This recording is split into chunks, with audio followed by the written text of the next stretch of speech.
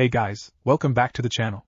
This is a story about what if Naruto was Rias' childhood fiance harem. Before I start, please support for more amazing content, and do consider subscribing to my channel and share this video with your friends. This is written by Hiatus Forever 1123 and link in description and support writer. Let's start the video. Chapter 1. Underworld, Unknown Location. A man with a handsome face and silver hair looked at the scene before him and smirked in excitement. The battle he saw was fantastic. It made the great war between the three factions nearly 200 years ago look like a battle between kids. These shinobi, kunoichi and samurais, their power was exceptional. He wished he could have them at his command. There would be an unstoppable army in the war he was going to start with all the factions. The black-haired boy caught his attention, as his powers were based on the name of the Eastern gods. Amaterasu, that flame was far greater than the strongest power of destruction of the Ball clan.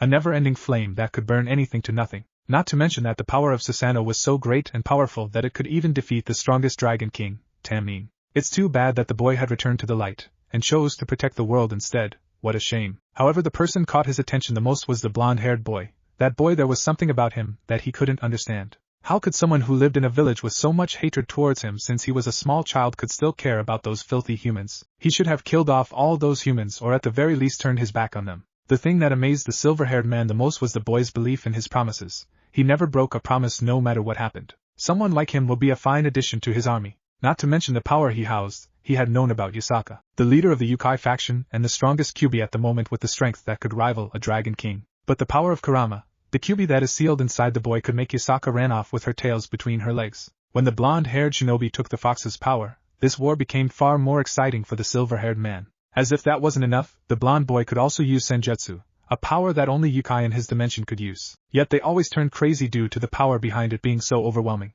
Yet this human boy had somehow mastered Senjutsu, and could completely control himself. Even the oldest of Yukai couldn't control all that natural energy like him without being turned into a psycho. That's it. If he could bring the boy to his world and make the boy be completely under his command, then he would win this war easily. Smirking, the silver-haired man decided to go to his library. If he remembered correctly, there was a spell that could enable transport through dimensions. A few days later, Rias-sama, please, you have to slow down. No way, Enku, a cheerful voice shouted out. A few citizens of the capital of the Underworld poked their head out of the windows and saw a giant creature at a height of about 2 meters. A body resembling that of a horse or deer, with red scales instead of fur. His face resembled that of a red Asian dragon, and he was chasing after a cute girl, around 11 or 12 years old with crimson hair and green-blue eyes, who was cheering loudly while sliding through the streets with her roller skates. The citizens who were still on the street had to jump out of the way of the girl, while the creature apologized to them as he passed by. The citizens smiled at this scene that was a common sight now. Everybody heard that their leader had bought a pair of roller skates for his sister's birthday.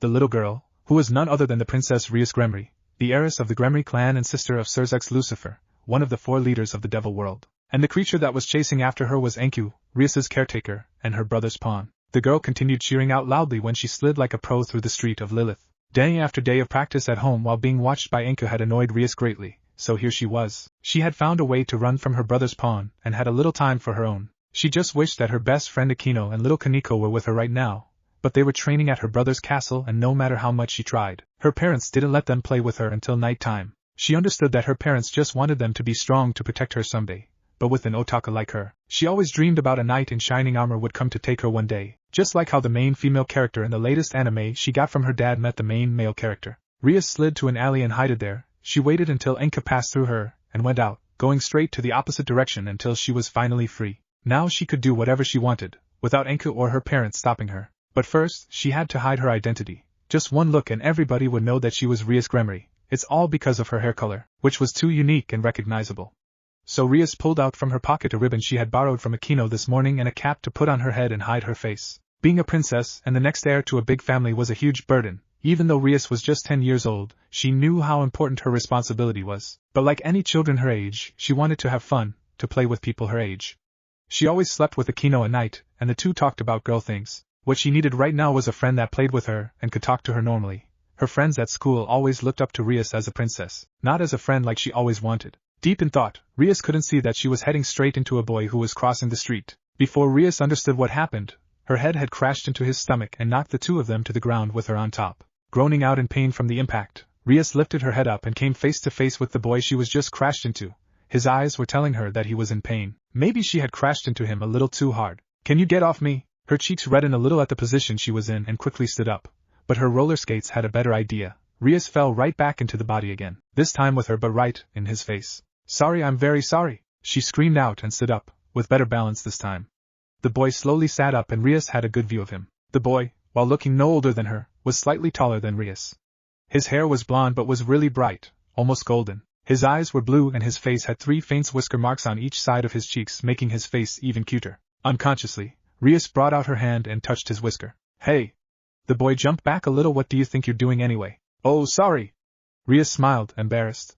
"Sorry for bumping into you." Don't worry about that, Seeing that the blonde hairy boy was trying to ask for her name, Rias quickly thought about a fake name to answer him. She couldn't let him know that she was Rias Gremory, or else Anka would find her. "Akino Himejima Akino," Rias said quickly. Hopefully the black-haired girl didn't find out about Rias was using her name. "Naruto Uzumaki." The boy, now named Naruto, smiled warmly at her. "So Akino-chan, what are you doing anyway? I hope you're not playing the crash into someone game." The redhead's cheeks turned red once again and looked down to the ground embarrassed. "Sorry Naruto-kun, don't worry about it." Naruto looked at her roller skates and saw it was a very expensive one. "So Akino-chan, looks like you're from some rich family, eh?" Seeing that Naruto was looking at her roller skates, Rias smiled a bit. "Yeah, isn't it beautiful? My brother bought it just for me."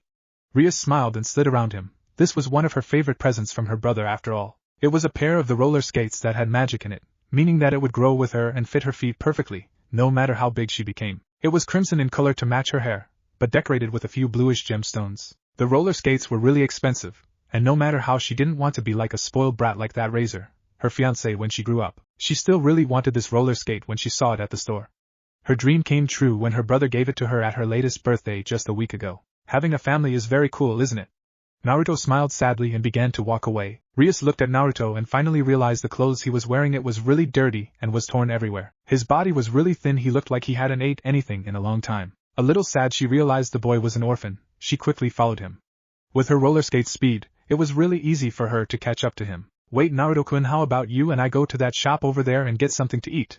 Rias asked and pointed her finger at the food store behind them. When she saw Naruto tried to open his mouth to refuse her offer, she quickly pulled his hand straight to the store. "Don't worry, I'll pay." Rias always has some money with her every time she goes out. It was the money that she saved up from what her parents gave to her each month. While eating at the food store, Rias and Naruto talked about a lot of things. However, the crimson hair girl always tried to avoid talking about family because she didn't want Naruto feel sad or left out. Rias talked about her studies and her rivalry with Sona. She also talked about her best friend Akino, where she avoided saying her name, and the quiet girl Kaneko. This was the first time Rias felt so free and comfortable with anyone.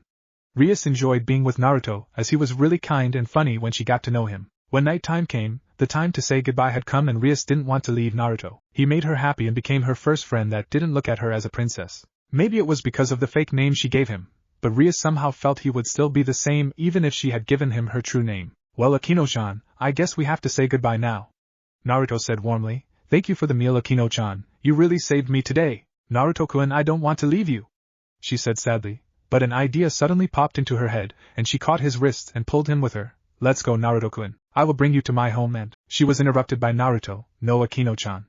Naruto took her hand and gently pulled out of her grip. "A lady like you shouldn't be friends with me to begin with, so you don't have to worry about me." "Really Akino-chan, I mean it." But, alright, then how about we make a promise?" Naruto said to her when he saw tears welling up in her eyes. "If you have free time, you can come out and play with me again. I will wait for you. If you don't come tomorrow, I will still wait for you. Then we can play with each other again. Promise?" Rias wiped the tears out of her eyes and smiled. She brought out her pinky finger and smiled. "Promise." Naruto nodded his head and hooked his own pinky finger with her. After saying goodbye to Naruto, Rias went straight to her home, and saying that her parents were angry was an understatement. They had scolded her about her disappearing and Anka looked like someone had just come back to life. They forbid her from doing that again, and Rias quickly nodded her head. But after her parents were out of sight, Rias smiled brightly and returned to her room with a big smile on her face while humming a soft tune. From that day onwards, Rias always found an excuse so that she could get out and play with Naruto. At first, her parents still scolded Rias about disappearing from Anka's sight, but after a week of seeing that their daughter was happier than normal, they brushed it off and let her do whatever she wanted, with the condition that she stays in Lilith. Rias had said that she wanted to stay with her brother longer, and it was summer vacation, so Rias didn't have school, so half of her time at the capital was spent playing with Naruto. Naruto, while he wasn't older than her, was still very mature for his age. She guessed it was because living in the street at the young age had made Naruto mature faster than normal. But still, he was just like her, a child, and did what a normal child always does, playing, laughing, crying and asking a lot of questions. Rias and Naruto played every game they could in the park, and ate everything a normal child always wanted. Maybe she was still too young to know it, but she had already begun developing feelings for him. Era, you look very happy, Rias-sama. Akino giggled behind her. While Rias was brushing her hair with a smile on her face, she and Akino always slept with each other, and recently, the heiress of the Gremory family always wanted to go to bed early. She had planned a lot of fun games to play with Naruto tomorrow. It had been 2 months already and Rias always went out in the morning and returned at lunch, then went out again. There was not a single day Rias stopped trying to make Naruto go to Gremory Castle and be a servant there, or even better be one of her servants, a member of her peerage. However, no matter how much she tried, Naruto still refused her offer, but that was the only thing she felt sad about. Is it about your crush? Her queen smirked mischievously, making Rias blush brightly. Akino always teased Rias about Naruto from the day she told her best friend about him, and how she met him and the fact that she was using the queen's name. Akino, it's not like that. Rias tried to defend herself, but with her best friend's personality, she knew that there was no way she could escape that easily. Well, Rias-sama, I can't wait to meet him someday. Imagine what would happen when he found out. Who are you?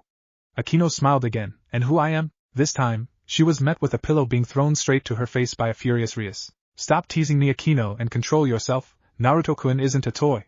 While just 12 years old, Akino was very attractive for someone her age. 12 years old, and her breasts were as big as a normal 15-year-old devil. She always felt a little jealousy about her queen, who could draw attention from everyone with just her looks and body alone. Yufufu, I haven't said anything about him being a toy. You added that part yourself, Rias-sama. Akino giggled, but maybe you're right. I should take him for myself. Who knows, maybe he will come to the castle if I could make him fall in love with me. Instantly, a pillow smashed straight into her face, knocking her to the bed, and a furious Rias jumped onto her body and continued to hit her with the pillow in her hand. Not wanting to be left behind, Akino took her own pillow and attacked Rias. The two girls continued to battle each other until they dropped onto the bed in exhaustion. Slowly, Rias began to take off her pajamas. Rias always slept naked when she was a little girl, and it became a bad habit, according to her mother. But then again, Rias couldn't sleep when her clothes were still on her body. When she was completely naked, Rias began to crawl onto the bed and pulled the blanket over her body with Akino and slowly hugged her friend. Say, Akino, tomorrow I am going to tell Naruto my true name. You will be there with me, won't you? So tomorrow, eh? Akino looked at her king. Do you really want me there too? The real Akino. Yeah, I want you to help me, and tomorrow, not matter what it takes, I will bring Naruto with me, and if he refuses again, I will use one of my pieces. Rias said seriously. She didn't want to leave Naruto because he has become someone important to her. So she will do whatever it took to bring him with her. Okay, Rias-sama, I promise I will help you. After all, I'm your queen, aren't I? Rias nodded her head at her queen. Tomorrow, Naruto-kun. Tomorrow, and you will be mine. The two girls quickly drifted into the land of dreams, with the red-haired girl dreaming about a certain blonde-haired boy. Midnight, Lucifer's castle. A lone figure was making his way through the corridors of the castle with a black katana in his hand. His movements were slow, moving without making a sound, and passed through the servants of the castle without being seen. He finally made his way to where his mission target was located. Slowly and carefully, he opened the room that led to her bedroom. His master gave him this mission, a mission he couldn't fail, no matter what happened, all for his master. The one had given him a purpose in life. When the door was opened, the figure quickly jumped onto the bed with his katana raised above his head, ready to finish his mission once and for all. Suddenly, a giant fireball was sent straight at him from a bright magic circle. Being caught off guard, he jumped out of the way to avoid the fireball, but his right sleeves had been burned slightly. Maybe this mission wasn't as easy as his master said. The light had been turned on and the boy was face to face with one of the most powerful peerages in the world, with the leader being none other than Serzex Lucifer, one of the 4 great Satans, who was releasing his monstrous magical energy with a cold look in his eyes. Who are you? Serzex asked coldly. Enku had felt a massive magical energy made its way to the castle. The energy was so great that everyone thought one of the old Mao had come here. Serzex had called for all his peerage and ready for the battle, but he was shocked that the monstrous energy was coming from a child. Rias and Akino had woken up and were shaking uncontrollably on the bed while looking at Serzex in fear. The boy slowly took off his burned jacket and laughed a little. He picked up his katana and turned around, ready to face the entire, with the most likely outcome being that he won't come out alive. Naruto Uzumaki, I'm here to kill the sister of Serzex Lucifer. Hearing that name, Rias's and Akino's eyes snapped wide open and looked up to see the boy. The heiress of Gremory couldn't believe her eyes anymore. The Naruto she had been playing with all these months was standing before her with a katana in his hand and was ready to kill her. If not for her brother interfered, she would be dead right now. But the Naruto standing before her wasn't the Naruto she knew. Gone was the warm smile and happiness whenever he met her. Now standing before her was a killer with a predator's eyes, a smirk on his face, looking at a Naruto who was like this. Rias was too shocked and scared to do anything. Who told you to kill my sister? It looked like Naruto didn't saw Rias's face yet, because he was still looking directly at Serzex's eyes. Tell me and I will make your death faster and less painful. How generous, Lucifer-sama, Naruto said with his blade ready at his side. Surzex couldn't believe that this child was ready to fight him. He cursed whoever had used this child to do something like taking another child's life. But I won't say anything, all for my master. Naruto sighed and disappeared from their sight, only to reappear in front of Surzex and swing his blade at him. But Tsuji Okita, Surzex's knight, was faster than him and blocked the attack with his own katanas. But his eyes widened when the boy smirked. His blade began to crackle with electricity, and it slowly cuts through Tsuji's blades, making everyone's eyes widen in shock. Seeing his friend couldn't handle the boy alone, Beowulf jumped in and sends a powerful kick to the boy's stomach and sent him flying straight out of the window to the garden of the castle. The peerage quickly brought out their wings and jumped out of the window, while Inku stayed to protect Rias. Surzex's eyes widened when he jumped out of the window. He felt the familiar feeling of senjutsu above him and turned around, only to come face to face with a massive swirling blue energy orb head straight to him and his peerage. Bring out his hand to block the attack. He couldn't believe the force behind it, and was slowly being pushed down to the ground with his peerage. Luckily for him, Bahamut had flown down to the boy and tried to bite him with his massive jaw, but the boy had jumped out of the way first with the orb disappeared, making everyone sigh in relief. But their eyes began to widen again when the boy appeared above Bahamut's head with his hand rose high into the sky. Lightning began to appear in the sky, and when Naruto brought his hand down, a massive bolt of lightning in the form of a Kirin hit straight into Bahamut's body with a massive boom. Bahamut's body crashed into the ground hard, sending dirt and earths flew everywhere. Before anyone could scream out his name, Naruto had appeared again before McGregor and sent a powerful punch into his stomach. The force was so strong that it created a powerful shockwave that broke every single window within their 20-foot radius. The Bishop of Surzex fell unconscious to the ground. Grafia quickly cast a powerful ice spell, sending wave after wave of ice spear to Naruto, but the boy was too fast. Smirking, he brought his hand together in front of his face and breathed in deeply, and after a few seconds, he breathed out a powerful fire in the form of a phoenix, easily melting down the ice and would have defeated Grafia if not for Beowulf, Surtur and Tsuji blocking the fire with their bodies. Beowulf, Surtur, Tsuji. The strongest queen screamed out in horror, as tears slowly fell out of her eyes. Grafia quickly created a soft blanket made from snow to support and cool off their fallen body. She followed them to the ground and began to use healing magic to heal them. Surzex couldn't believe what he just saw. A kid not older than Rias had taken out all of his peerage without a scratch on his body. There was no way this boy was normal. No child should have this much power at this age. Anger was slowly building up inside Surzex. Bringing out his hand in front of him, Surzex created a massive ball of destruction and shot it at Naruto. The massive power connected with the boy's body, creating a powerful shockwave that made a minor earthquake in the underworld. Every single devil woke up from the earthquake, with some of them asking themselves what had just happened. Thinking that the assailant was taken care of, Surzex decided to go to the ground to check on his peerage. Lucifer-sama, where do you think you're going? Turning his head in shock, Surzex saw some kind of ribcage covered with a purple flame had formed around Naruto, protecting him. He could see that his eyes had slightly changed, but Naruto was too far away to see clearly. This child, he was too strong, there was no way he could hold back now. He had to end this now, or else the boy may kill his beloved sister if he was given the chance. He and Naruto slowly landed on the ground. This time the ribcage had transformed into an upper body of a demon with horns on its head. The amount of magical power he was released was amazing. It made Surzex feel as if he was facing one of his fellow great Satans. However, just as he was about to attack, small footsteps rang out behind him, making Surzex's eyes widen in horror when he felt his sister magical energy heading for them. Naruto Keiyuen!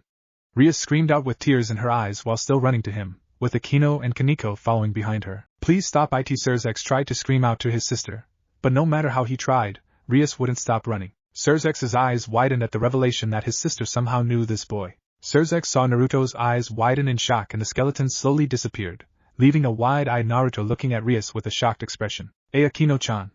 Naruto stuttered and screamed out in anger. What are you doing here, Akino-chan? Get out of here now, it's dangerous here. But when he saw the resemblance between Surzex and his Akino, his face turned into an angry expression. Your real name was Rias Gremory, wasn't it? He asked her in a quiet tone, barely restraining his anger. Yes, Naruto-kun, I'm sorry because I lied to you. Rias lowered her head in shame. But please, Naruto-kun, stop it. I don't want you to be like this. I know my mission is to kill you. The purple flames flared out again, but disappeared again.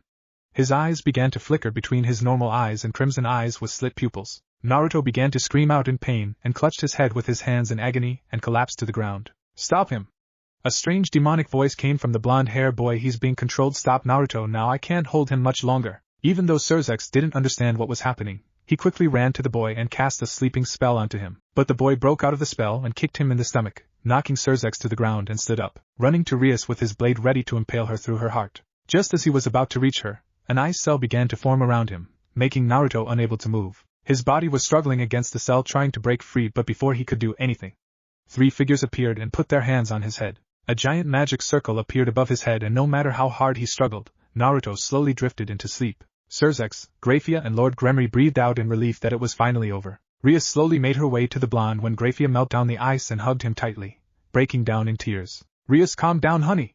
Benelana, her mother, tried to comfort her. We should bring this boy inside to rest. I promise we won't hurt him. Looked at her mother's kind eyes, Rias let go of her friend so that her brother could carry him in his hands. With a nod, he quickly flew into his bedroom and placed the boy there. Together, he and Graphia began to search for his memories to destroy the link between him and this master of his who was controlling Naruto. They didn't have any reason to trust Naruto, but Rias's happiness was the only thing they needed to convince themselves. Chapter 2. It had been 3 days since the attack on the Lucifer's castle, and everything was pretty much back to normal. Naruto, the boy who had sneaked into the castle in the middle of the night and took out all the members of the strongest peerage in the underworld, still didn't wake up. Security had been placed around the boy 24/7, and Surzex's peerage took turns to watch over the boy. The members like Beowulf or Suji Okita, who were easily took out by the boy, had to admit that they had underestimated him and had rightfully paid for their mistake. The protection wasn't for the people around the boy. If he were to wake up, they were protecting the boy. Surzex had said that they had to do whatever it took to protect him. This master of his might want the boy back or try to kill him, so Surzex couldn't have the boy's power.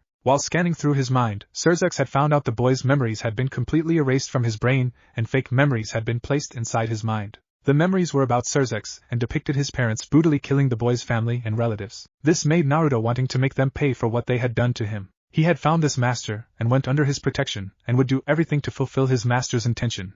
That was the reason why he wanted to kill Rias. They also find the remains of some kind of medicine inside his spine and found out that it would automatically activate 4 hours after drinking water and destroy the memories of his master and everything related to him, even the missions and what happened at the castle that night. They didn't know who he was, but they knew that this master was very intelligent and knew how to hide himself. Speaking of the Rias, the girl had decided to tell her family about her story with Naruto, and they had believed Naruto was a good person. Now he was just being used as a pawn by someone to kill Rias.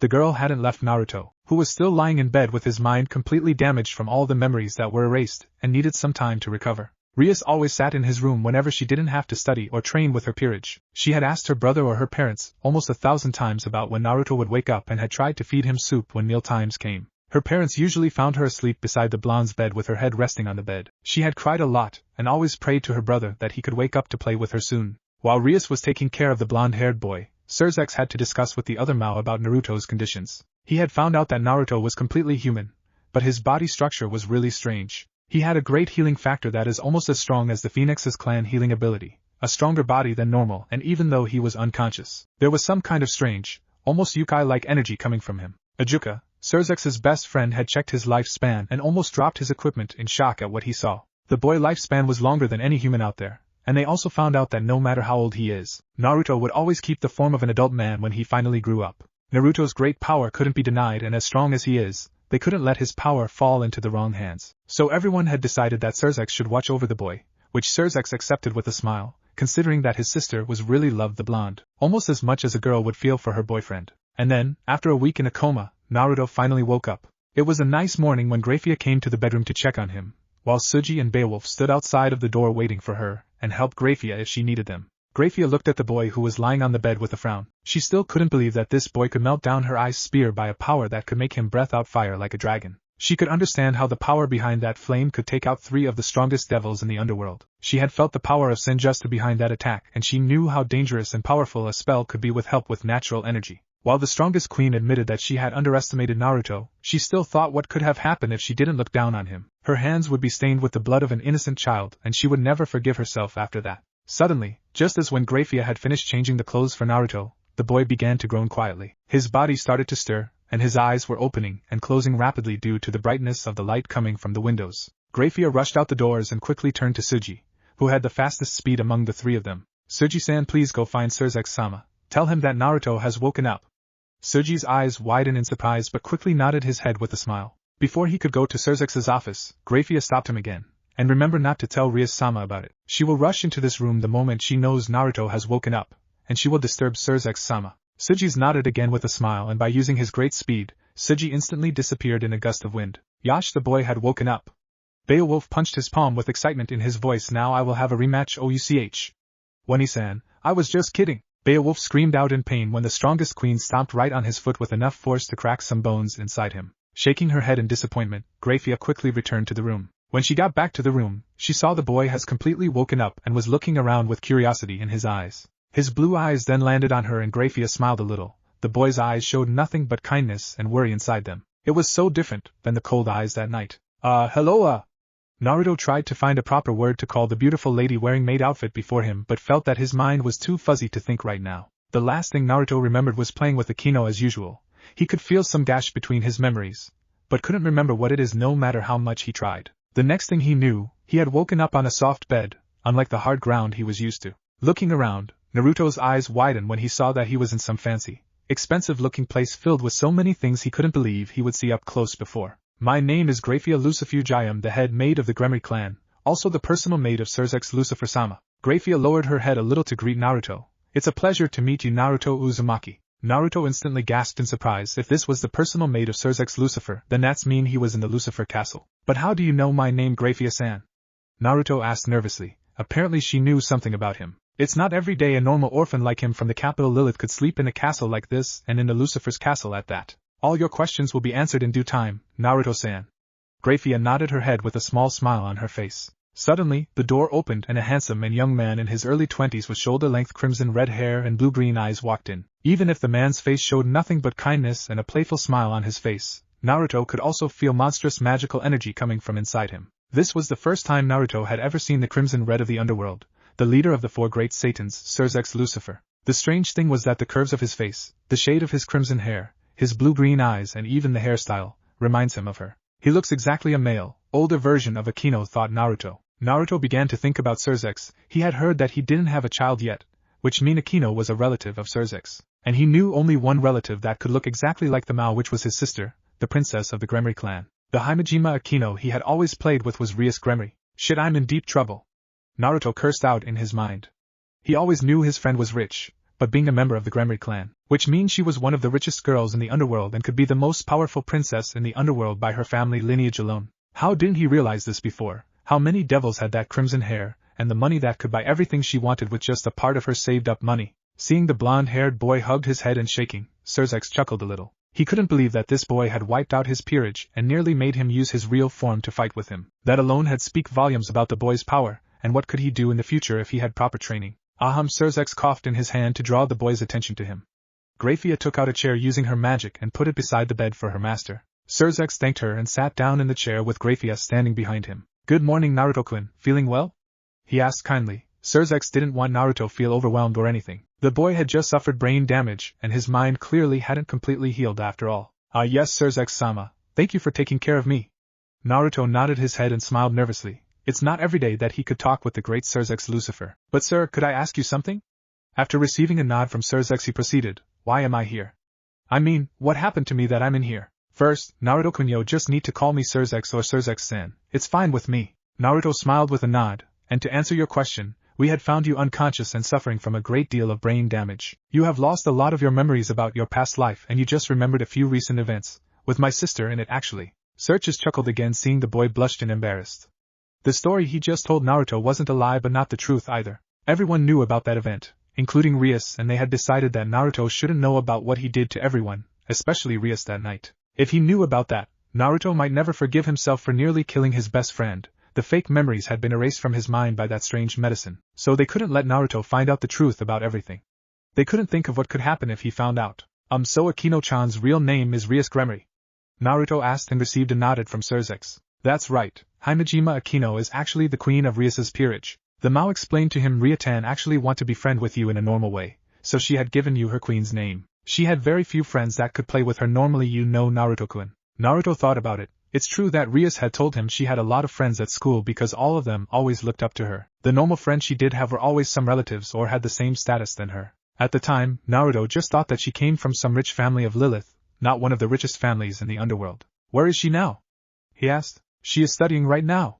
Surzex smiled. She didn't leave your side in the whole week, you know, always tried to feed you soup and asked when you would wake up, damn it. I was so jealous. Surzex screamed out, making Naruto jump in surprise at the Mao's action, but he instantly shut up when Grafia brought out her hand and hit the back of his head, hard. Please control yourself, Surzex-sama. Grafia said dangerously, or I will. She finished with a wave of killing intent directed at her master, making Surzex nodded his head in terror and Naruto's sweat dropped. Maybe even if Surzex was a Mao, he still could be very childish sometimes. And a siscon too, if he guessed right. So, Naruto-kun, I had something to offer you, Surzex said, but this time he had said it seriously, making Naruto sit straight up to listen. Would you like to become a member of my peerage? Naruto's eyes widened in shock. Surzex Lucifer had just offered him a chance to be a member of the strongest peerage in the underworld. They don't know about my special powers, do they? Naruto thought inside of his head. He couldn't remember much about his past, however the thing he could remember clearly was the power he was born with.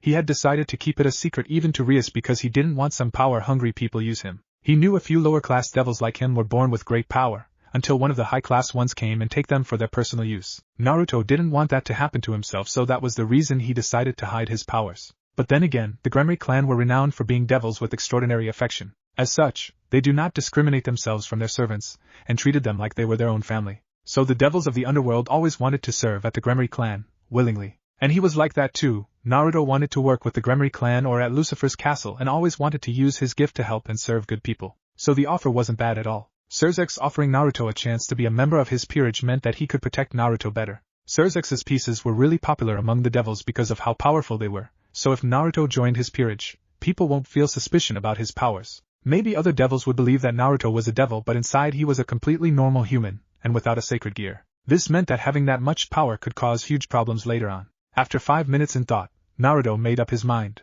Surzex-san, will I see Rias-chan again, after becoming your servant? Naruto asked. Don't worry, Naruto-kun, Ryutan always found some way to come visit me in the past. Then he smiled mysteriously, and now with you here, I guess I can meet my sister 24/7. Then I accept, Surzex-san. Naruto nodded his head and smiled when Surzex brought out his pieces. Rias had finished her studies with her personal tutor, was ready to come visit Naruto again, with Akino and Kaneko following behind her. Naruto's condition hadn't gotten better at all in the previous week. She had hoped that he would wake up soon, so she could tell him the truth about her. She and Akino still felt slightly scared after that night, when Naruto stomped into her room and was ready to kill her with his own hands. But after she found out he was manipulated by some evil master, Rias was really relieved that Naruto was still the same person she had laughed and played with. Despite everything the adults said about how they would take care of him, Rias still tried to come to his room whenever she had free time or didn't have to study or handle personal activities. Rias had tried to feed him the soup she learned from her mother, and usually fell asleep there until Grafia or her mother took Rias to her room. But no matter what happened, Rias always tried to visit him. Akino had teased her about Naruto every chance she got. Her sadistic nature never left Rias alone when she was with Naruto, or spaced out remembering about him. What worried Rias the most was that Akino found Naruto really cute and definitely wanted to get to know him when Naruto woke up. To make matters worse was that Naruto would want to know the real Himejima Akino. Kaneko on the other hand began to act strangely after feeling the power of Naruto. She said something about the power of Senjutsu. She had seen Kaneko sneak into Naruto's room before and just sat there with her eyes closed. But the strangest thing was that the little Nakomata brought out her cat ears and tail whenever she was around Naruto. When her brother asked the girl about Naruto, she had said that Naruto smelled like toad and fox at the same time. Also Kaneko could smell the faint sense of cat, turtle and a variety of animals from him, even slug and bug.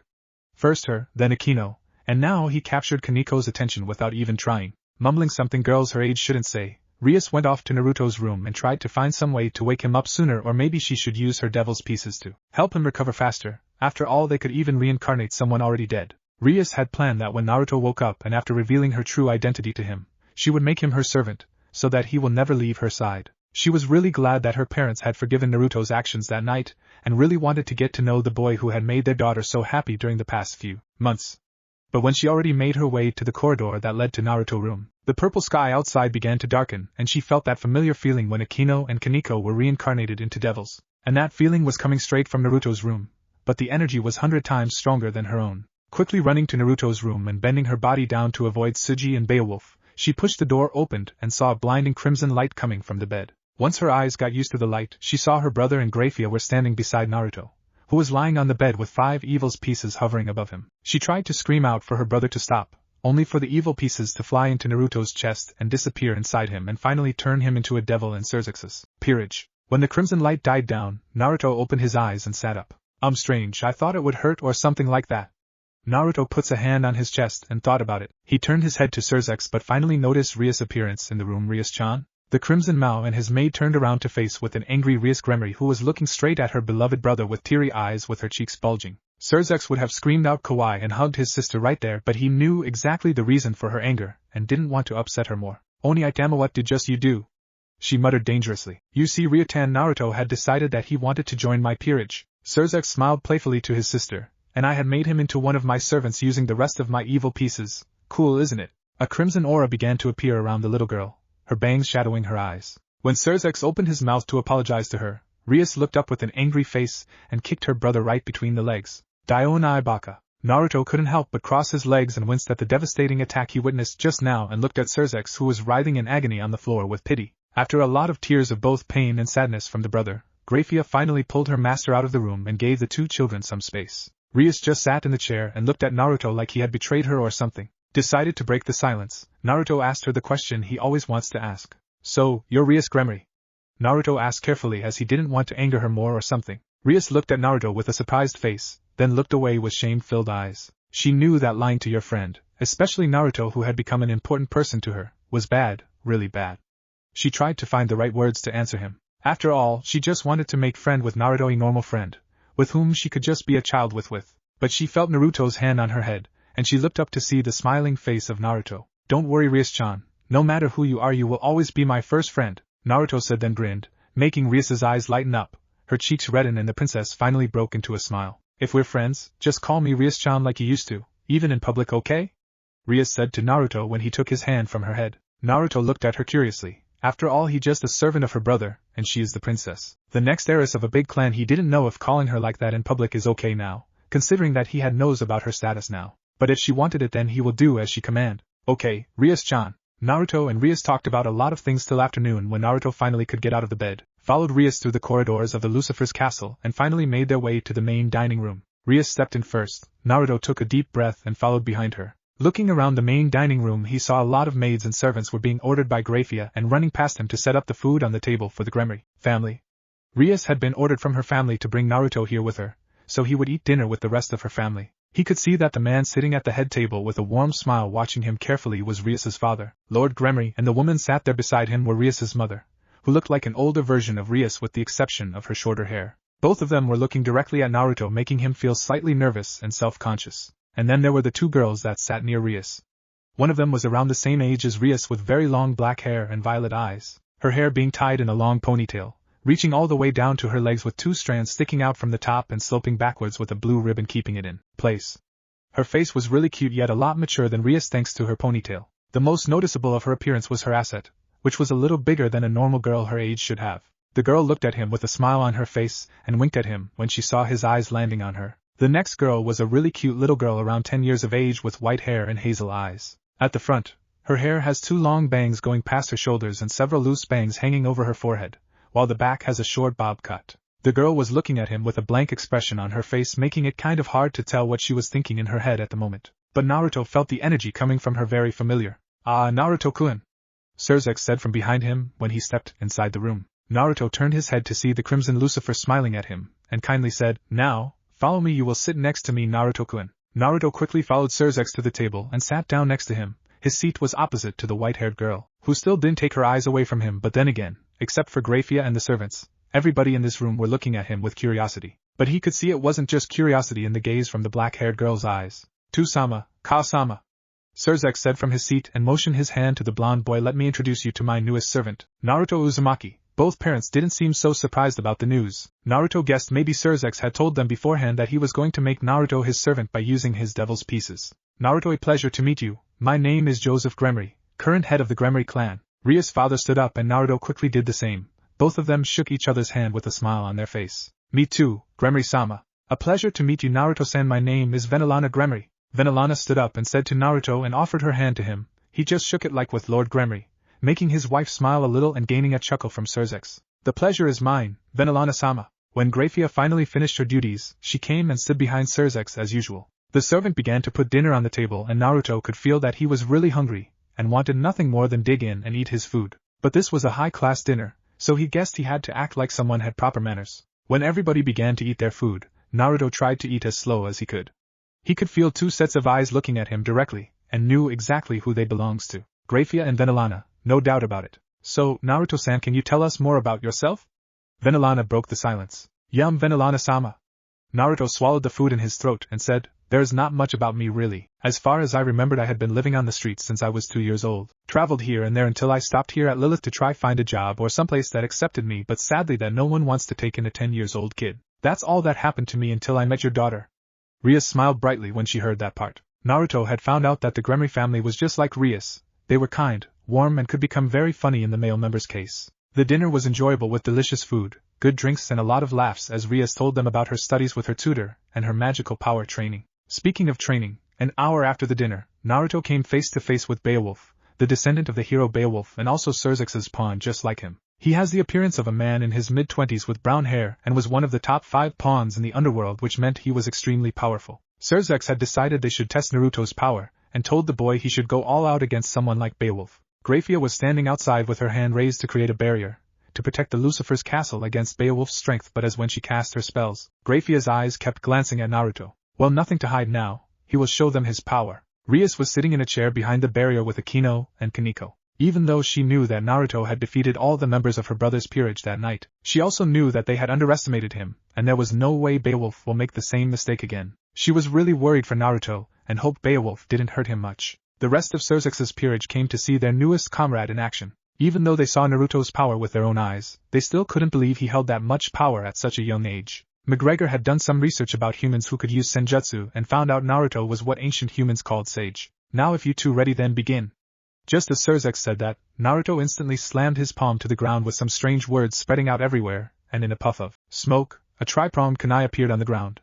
Naruto slowly picked it up and pointed it at Beowulf. Naruto-kun, do you really think you can defeat me with that little knife? While really impressed with the trick the kid had just used to summon the kunai, he also felt kind of put off that Naruto didn't use those powers from that night. He really wanted to test out the real strength of a sage and his power in senjutsu. But the pawn of Surzex knew better than underestimate Naruto. We will see about that. Naruto smirked confidently, and readied himself to pull the first trick he found out when he was 4 years old. This trick had helped him a lot in stealing food and was one of the most useful trick he had to help him survive. However, this was the first time he had used it in combat. Let's see what you got, kid. Beowulf smirked and ran with blinding speed at the boy tried to punch him, but Naruto had seen through it, and stepped out of the way to avoid the strong punch. He quickly used his kunai to slash him, but Beowulf had caught his wrist, and put some force into his grip, making Naruto yell out in pain and drop the kunai. He grabbed Naruto's collar, and threw him high into the sky, making the spectators look in worry. Come on, kid, is that all you got? Beowulf shouted out excitedly, and lowered his body down, ready to jump up. But his eyes widened when Naruto's body instantly disappeared in the sky, and he felt a hard punch in the back of his head a millisecond after Naruto had disappeared. What happened? Rias asked wide-eyed when Naruto just disappeared in the sky like that. Then when she heard that strange sound she looked back to the ground and saw Beowulf being punched by Naruto in the back of his head. Surzex didn't answer his sister's question. He was just like the others who didn't understand what happened. He didn't feel Naruto move when he was in the sky at all. He also knew that there was no teleportation magic used. The boy couldn't just disappear, only to reappear instantly on the ground and punch Beowulf without him noticing like that. When Beowulf jumped back a little to make distance with Naruto, the blonde sure knew how to punch. It wasn't enough to knock him out, but Beowulf could feel the force behind that punch. Give or take a few years, the boy could take out a high-class devil with only his sheer strength alone. Picking up the kunai, Naruto pointed it to Beowulf again, this time with a smile on his face. What is it, Beowulf and I-sama, feeling tired already? A few members of Surzex's peerage chuckle at Naruto's banter. Well, I will let you attack me this time. Let's see what you got. Beowulf smirked when Naruto threw the kunai at him. With the speed Naruto had thrown it, Beowulf just had to sidestep and the kunai would pass through him harmlessly. But just when the blade passed him, Naruto had appeared right in front of him in a yellow flash, and caught the kunai before punching the older pawn in the face. Instantly snapping his head back, Beowulf tried to kick him, but Naruto had let go of the kunai, making it fall to the ground and disappeared again, only to reappear at Beowulf's left side and punched him in his right leg. Again, the brown-haired man tried to catch the boy, only for him to disappear with the same movement with his kunai, and reappeared at his right side and punched him on the other leg. Whenever he disappeared, he always drops that kunai. Beowulf thought in his mind when Naruto continued to punch him everywhere, doing the same movement. And he always reappears where the kunai is, that's it. Smirking, Beowulf prepared for Naruto's attack. When Naruto dropped the kunai again, he quickly caught it and threw it to the other side where the ground was uneven. When Naruto had disappeared again, but this time Naruto lost his balance, and fell face first to the ground where the kunai was located. I was right, kid. Beowulf screamed out in victory when Naruto tried to get up. That kunai is the secret of your trick, kid. You can teleport to wherever that kunai is, kid. That's why you could move that fast, and you fell face first to the ground when I threw the kunai away from me, because you didn't anticipate the kunai will go that direction. So that's why. Surzex nodded his head in agreement. He had felt something strange about that kunai and could see some strange kanji on the handle from the beginning, but thought it was just the name of the kunai. Surzex had thought that the kunai was just a normal weapon. He couldn't think it was a mark so that Naruto could teleport to its location. But still, moving at that speed with just a kunai, this power could come in very handy in the future. Who knows what Naruto can do when he masters it? He probably could use multiple kunai at the same time to face Beowulf through, increasing his combat powers immensely. Cursing out under his breath, Naruto didn't want to reveal more of his power. He wanted to defeat his senpai with just this skill alone. Smirking evilly, Naruto began to put his hand to the ground again. Hey Beowulf and I-sama? Naruto asked, his evil smirk beginning to widen. You want me to defeat you or humiliate you? What did you say, Naruto-kun? Beowulf asked back. I couldn't hear you. Then so be it. Naruto finished, and put his energy into his palm. The marks appeared on the ground again, and in a puff of smoke, in front of Naruto was dozens of the same kunai. He picked all the kunai up and smirked. Wait, Naruto-kun. Beowulf paled immediately. With that much kunai, he wouldn't be able to predict where Naruto would teleport to. Plus with the smirk on his face, he felt the kid had some evil plan in his head. I was just joking, hey. No need to get angry, it was just a joke. Yes, a joke? On the sidelines, Surzex was thinking, never mind. Too late. Naruto smirked, and 2 puffs of smoke appeared beside him to reveal 2 exact copies of Naruto standing there with the same smirk on their faces. The spectators gasped out in shock at the boy's power, especially Kaneko. If she was right, these were shadow clones. Her sister had told her all about ninjutsu after all. Let's do it, boys. Yeah, boss. The clones screamed out and began to throw the kunais everywhere alongside the real Naruto. Beowulf's eyes widened when a few seconds later, the whole area was filled with tri-pronged kunais, creating the perfect battlefield for Naruto. The clones disappeared and Naruto held his own kunai tightly in his hand and said out seriously, "Let the games begin," and then disappeared in a flash of yellow. Outside the barrier, the spectator saw nothing but blinding flashes of yellow around Beowulf, so fast that even Tsuji found it hard to keep up with the boy's speed. Inside the barrier, Naruto was punching Beowulf while teleporting all around like there was no tomorrow. The older pawn tried to catch him but failed as the boy was too fast. Darkness began slowly filling his vision as he was getting weaker until finally Beowulf lost consciousness and fell to the ground. Naruto reappeared in front of Beowulf's unconscious body and fell to his knee, breathing hard. His power was really tiring to use and this was the first time he had used his kunai so many times. Still kneeling, he could feel his consciousness slowly drifting away from his body and began to fall to the ground. The last thing he saw was a mass of crimson hair before darkness completely took him. Naruto woke up the second time in a day, but this time, he could see he was in someone else's room. The room was really girly with pink all over the place. There were a lot of teddy bear and all kinds of stuffed animals. In the middle of the room was a flat-screen TV and DVD player. Next to the TV was a large bookcase filled with books, which by the look of it were manga books. Oh, Naruto-kun, you woken up. Naruto looked up towards the sound and saw Rias sitting on a chair facing a large mirror, and brushing her crimson hair with a pink comb with her looking very happy. Rias-chan, why am I in your room? Naruto asked in confusion. Oh, I had asked my parents if you could sleep with me. Rias smiled happily. And guess what, they accepted, but I think Oni Aitama wasn't happy about that. Oh well. She stood up and began to take off her clothes, making Naruto blush furiously and turn away. Hey, what are you doing? He tried not to scream out. It was night time and he didn't want to wake up everybody here. Oh, I can't sleep with my clothes on, Naruto-kun. She answered him with her own smile, her cheeks reddening a little when she finished taking off her clothes and climbed onto the bed and hugged Naruto tightly, making Naruto's cheeks even redder than before. What? You a problem with it? She asked with a glare. No, of course not. Naruto quickly defended himself. I hope she changes her mind in the future. I mean, she wouldn't want to sleep with a boy while naked in the future, would she? Naruto asked himself in his mind and didn't know how wrong he was. Hey, Naruto-kun, promise me that you will never leave my side and never do anything that will worry me. Rias, promise me. Rias said softly and hugged him even tighter, just like when we promised each other that day. She brought out her pinky finger and showed it to Naruto. The boy looked at her curiously but smiled and nodded his head. I promise. He hooked his finger to hers and the two of them smiled brightly. End of Chapter 2. Chapter 3. A year passed after Naruto joined Surzex's peerage, and a lot had changed since then. Naruto now had the same type of education as Rias when she was at home during the summer vacation, but his tutor was none other than Vanillana Gremory, Rias's mother herself. She wanted a member of her oldest child's peerage to have proper education and manners alike, and she kept muttering something about the future if things turned for the best. With Naruto and Rias, Vanillana had proven herself that she was a very strict tutor and wouldn't forgive Naruto if he didn't repeat exactly what she was teaching him and wanted nothing but perfection. But thanks to this, Naruto finally learned how to act like a member of high-class society, their ways and what he needed to attend a high-class party. Naruto also remembered the every name of the 72 pillars of the devils, which he managed to do in just 1 month. When the summer vacation reached its end, Rias had cried a lot because she had thought that she wouldn't be able to see Naruto for a whole year because she had school. She would be really busy and won't have time to play with Naruto anymore. But her parents had calmed her by letting Naruto come with them to their home. The next heiress of the Gremory clan was a very happy girl that day indeed. In the same year, Naruto managed to learn much more about Rias. He wasn't that surprised when he found out Rias was an otaku because he had seen her reading manga before when she had time, or when Naruto was busy. She had a big collection of manga, anime and cosplay costumes. She even made him watch anime with her until midnight, and would fell asleep with her head on his shoulder. She even had a few manga and anime children her age shouldn't read or watch. But then again, she was a devil, so he guessed this kind of thing wasn't really important to her. Naruto was walking through the corridors of the castle while carrying a big box in his hands. This box was something that Lord Gremory wanted to be delivered to the post station, so he asked Naruto if he could do it for him. The box was pretty heavy and it made him wonder what was inside of it. Fortunately, thanks to his newfound strength, he could carry the box without any problem. Rias was at school at the moment, as she had to attend to some meeting that only high-class devils could attend. Naruto knocked at the door of Lord Gremory's room before opening it. "Gremory-san." Naruto called out to the man who was doing some paperwork at his table. The man looked up and smiled at Naruto. "I delivered the package," said Naruto. He had become very comfortable around Rias's parents. They had taken care of him like their own son for a whole year. Then Alana had tried to make him call her Okasama a few times, but Naruto would always refuse the generous offer, saying that he still didn't have the right to call her Okasama, but she only showed a mysterious smile, and said that maybe someday he would call her like that. Thank you, Naruto-kun."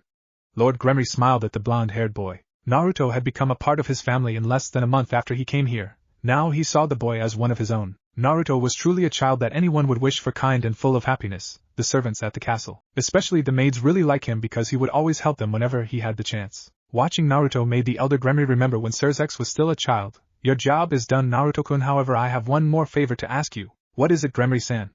Naruto asked curiously. Lord Gremory opened a drawer from his desk and took out a letter had the crimson symbols of the Gremory clan on the back. "Please deliver this letter to the head of Citri clan as soon as possible." He handed him the letter and smiled. "You can go now, Naruto-kun, and I still need to finish all this blasted paperwork," said Lord Gremory with a sigh and looked at the massive stacks of paper in front of him. Trying not to laugh at his predicament, Naruto said his goodbyes and went to the nearest station to go to the Citri clan's territory. He still had some problems with the teleport spell. McGregor had said that he had too much magic reserves inside his body and had little to no control over it. However, it was a different matter when he used his own powers and not devil ones. So he couldn't use the teleport spell, not unless he wanted to appear somewhere he didn't know, or worse, the fallen angel's territory. Naruto had learned a lot about the Citri household from Benelana's lesson when she was talking about the 72 pillars. Citri was the house that gave birth to the current Leviathan. Members of the Citri clan specialized in water-based magic, with the Citri territory being known for its richness in nature, having the most natural reserves among the territories belonging to high-class devils. The Citri clan are also known to be one of the few territories which have advanced medical facilities and has some of the most famous hospitals in the Underworld.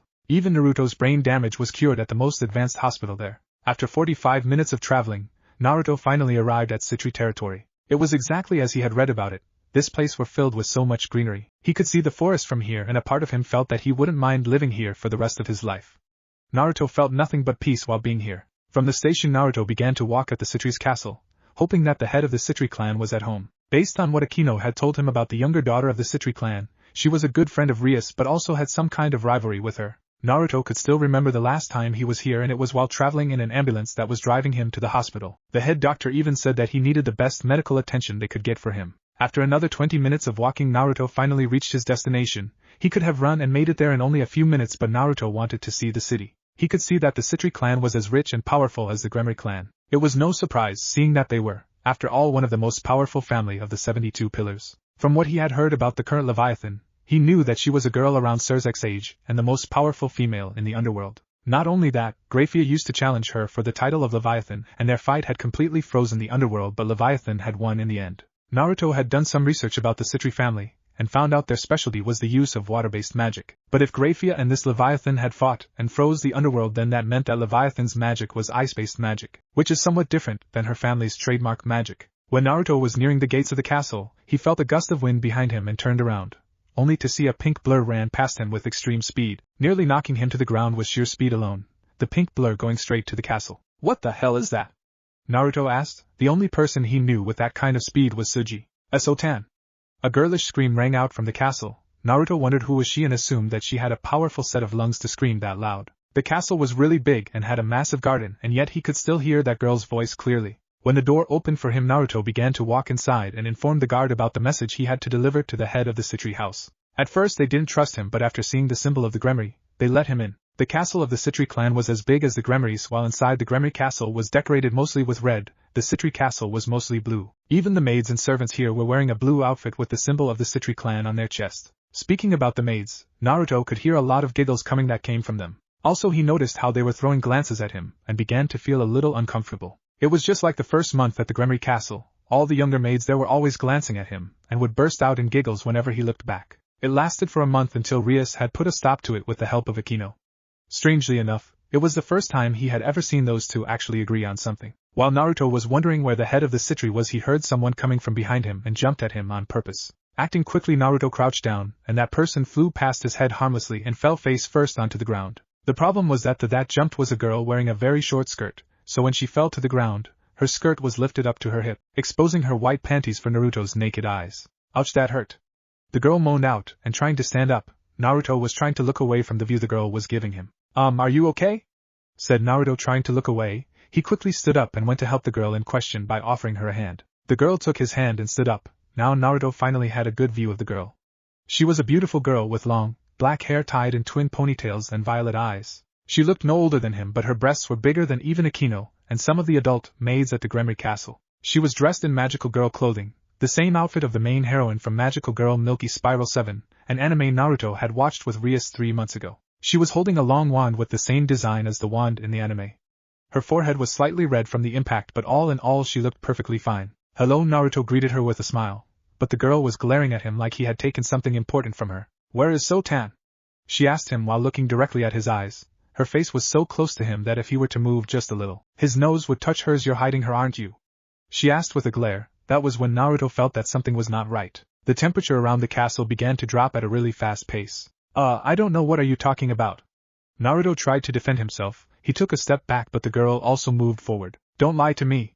The girl tried to grab him, but Naruto had decided to run away from the crazy magical girl. He could hear the girl was running right behind him while shouting for him to stop. He quickly summoned the Triprongs kunai in his hand when he realized the blur he saw a few minutes ago was this girl, and she was extremely fast. Before he could throw the kunai, an ice wall had appeared right in front of him, and his eyes widened in shock. A girl in the Citri clan had used ice-based magic.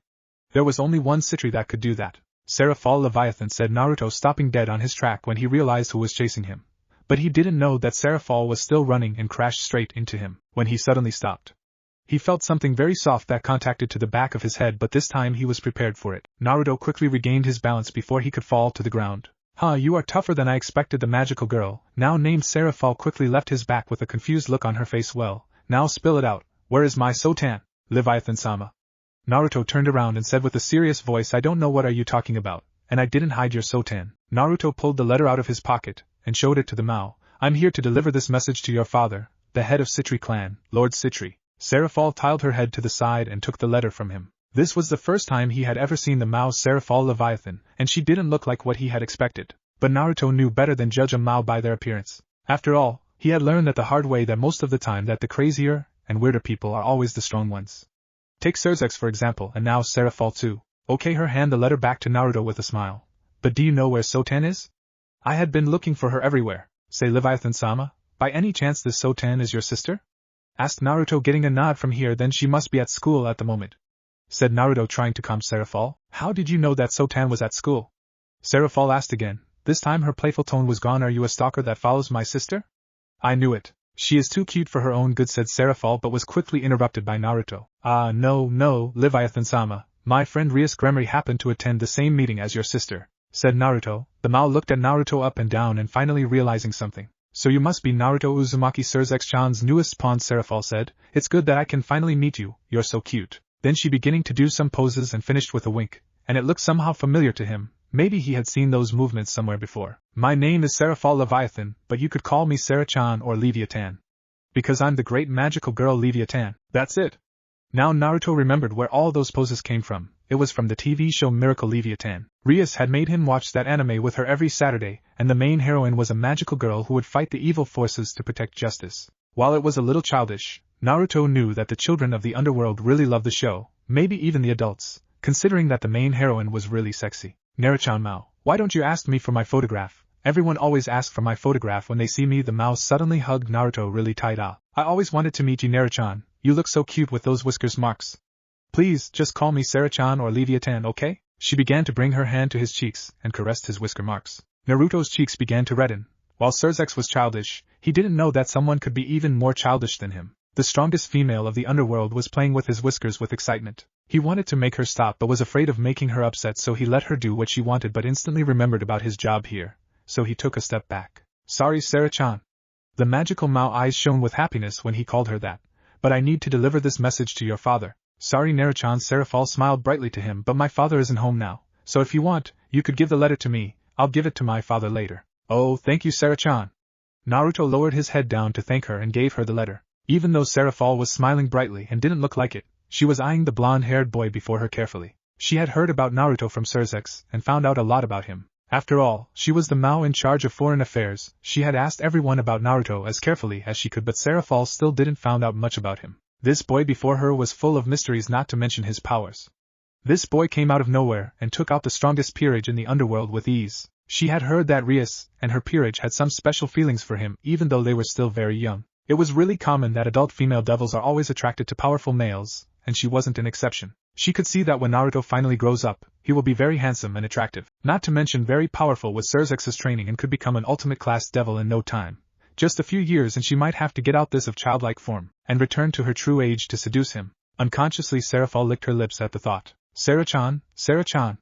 Naruto called her out loud while clicking his fingers in front of her, pulling her out of her dream. Thank you, but I have to go now. Sarafal looked around, only to see that she had created an ice wall on both sides of the corridor to prevent him getting out. She let a small giggle out and snapped her fingers, letting the ice slowly melt down. Naruto looked at her and smiled. Thank you, Sarah-chan. See you later. Naruto decided it was time to return to the castle. Rias was probably home and he didn't want to upset her because they had planned to do a lot of things together. As soon as Naruto reached the gate, he felt someone's arms were linked with his and turned around only to come face to face with Sarafal, who was looking at him with her big, violet eyes. Sarah-chan, what are you doing? While he doesn't mind her presence at all, Naruto still was feeling a little nervous, especially when one of the leaders of the underworld had linked her arms with his. The people that passed by the castle recognized Sarafal and thought the kid she was walking with really cute and lucky. Mao Naruto-chan, I want to escort you to the train station. You will let me, won't you? Said Sarafal while small tears were appearing at the corner of her eyes.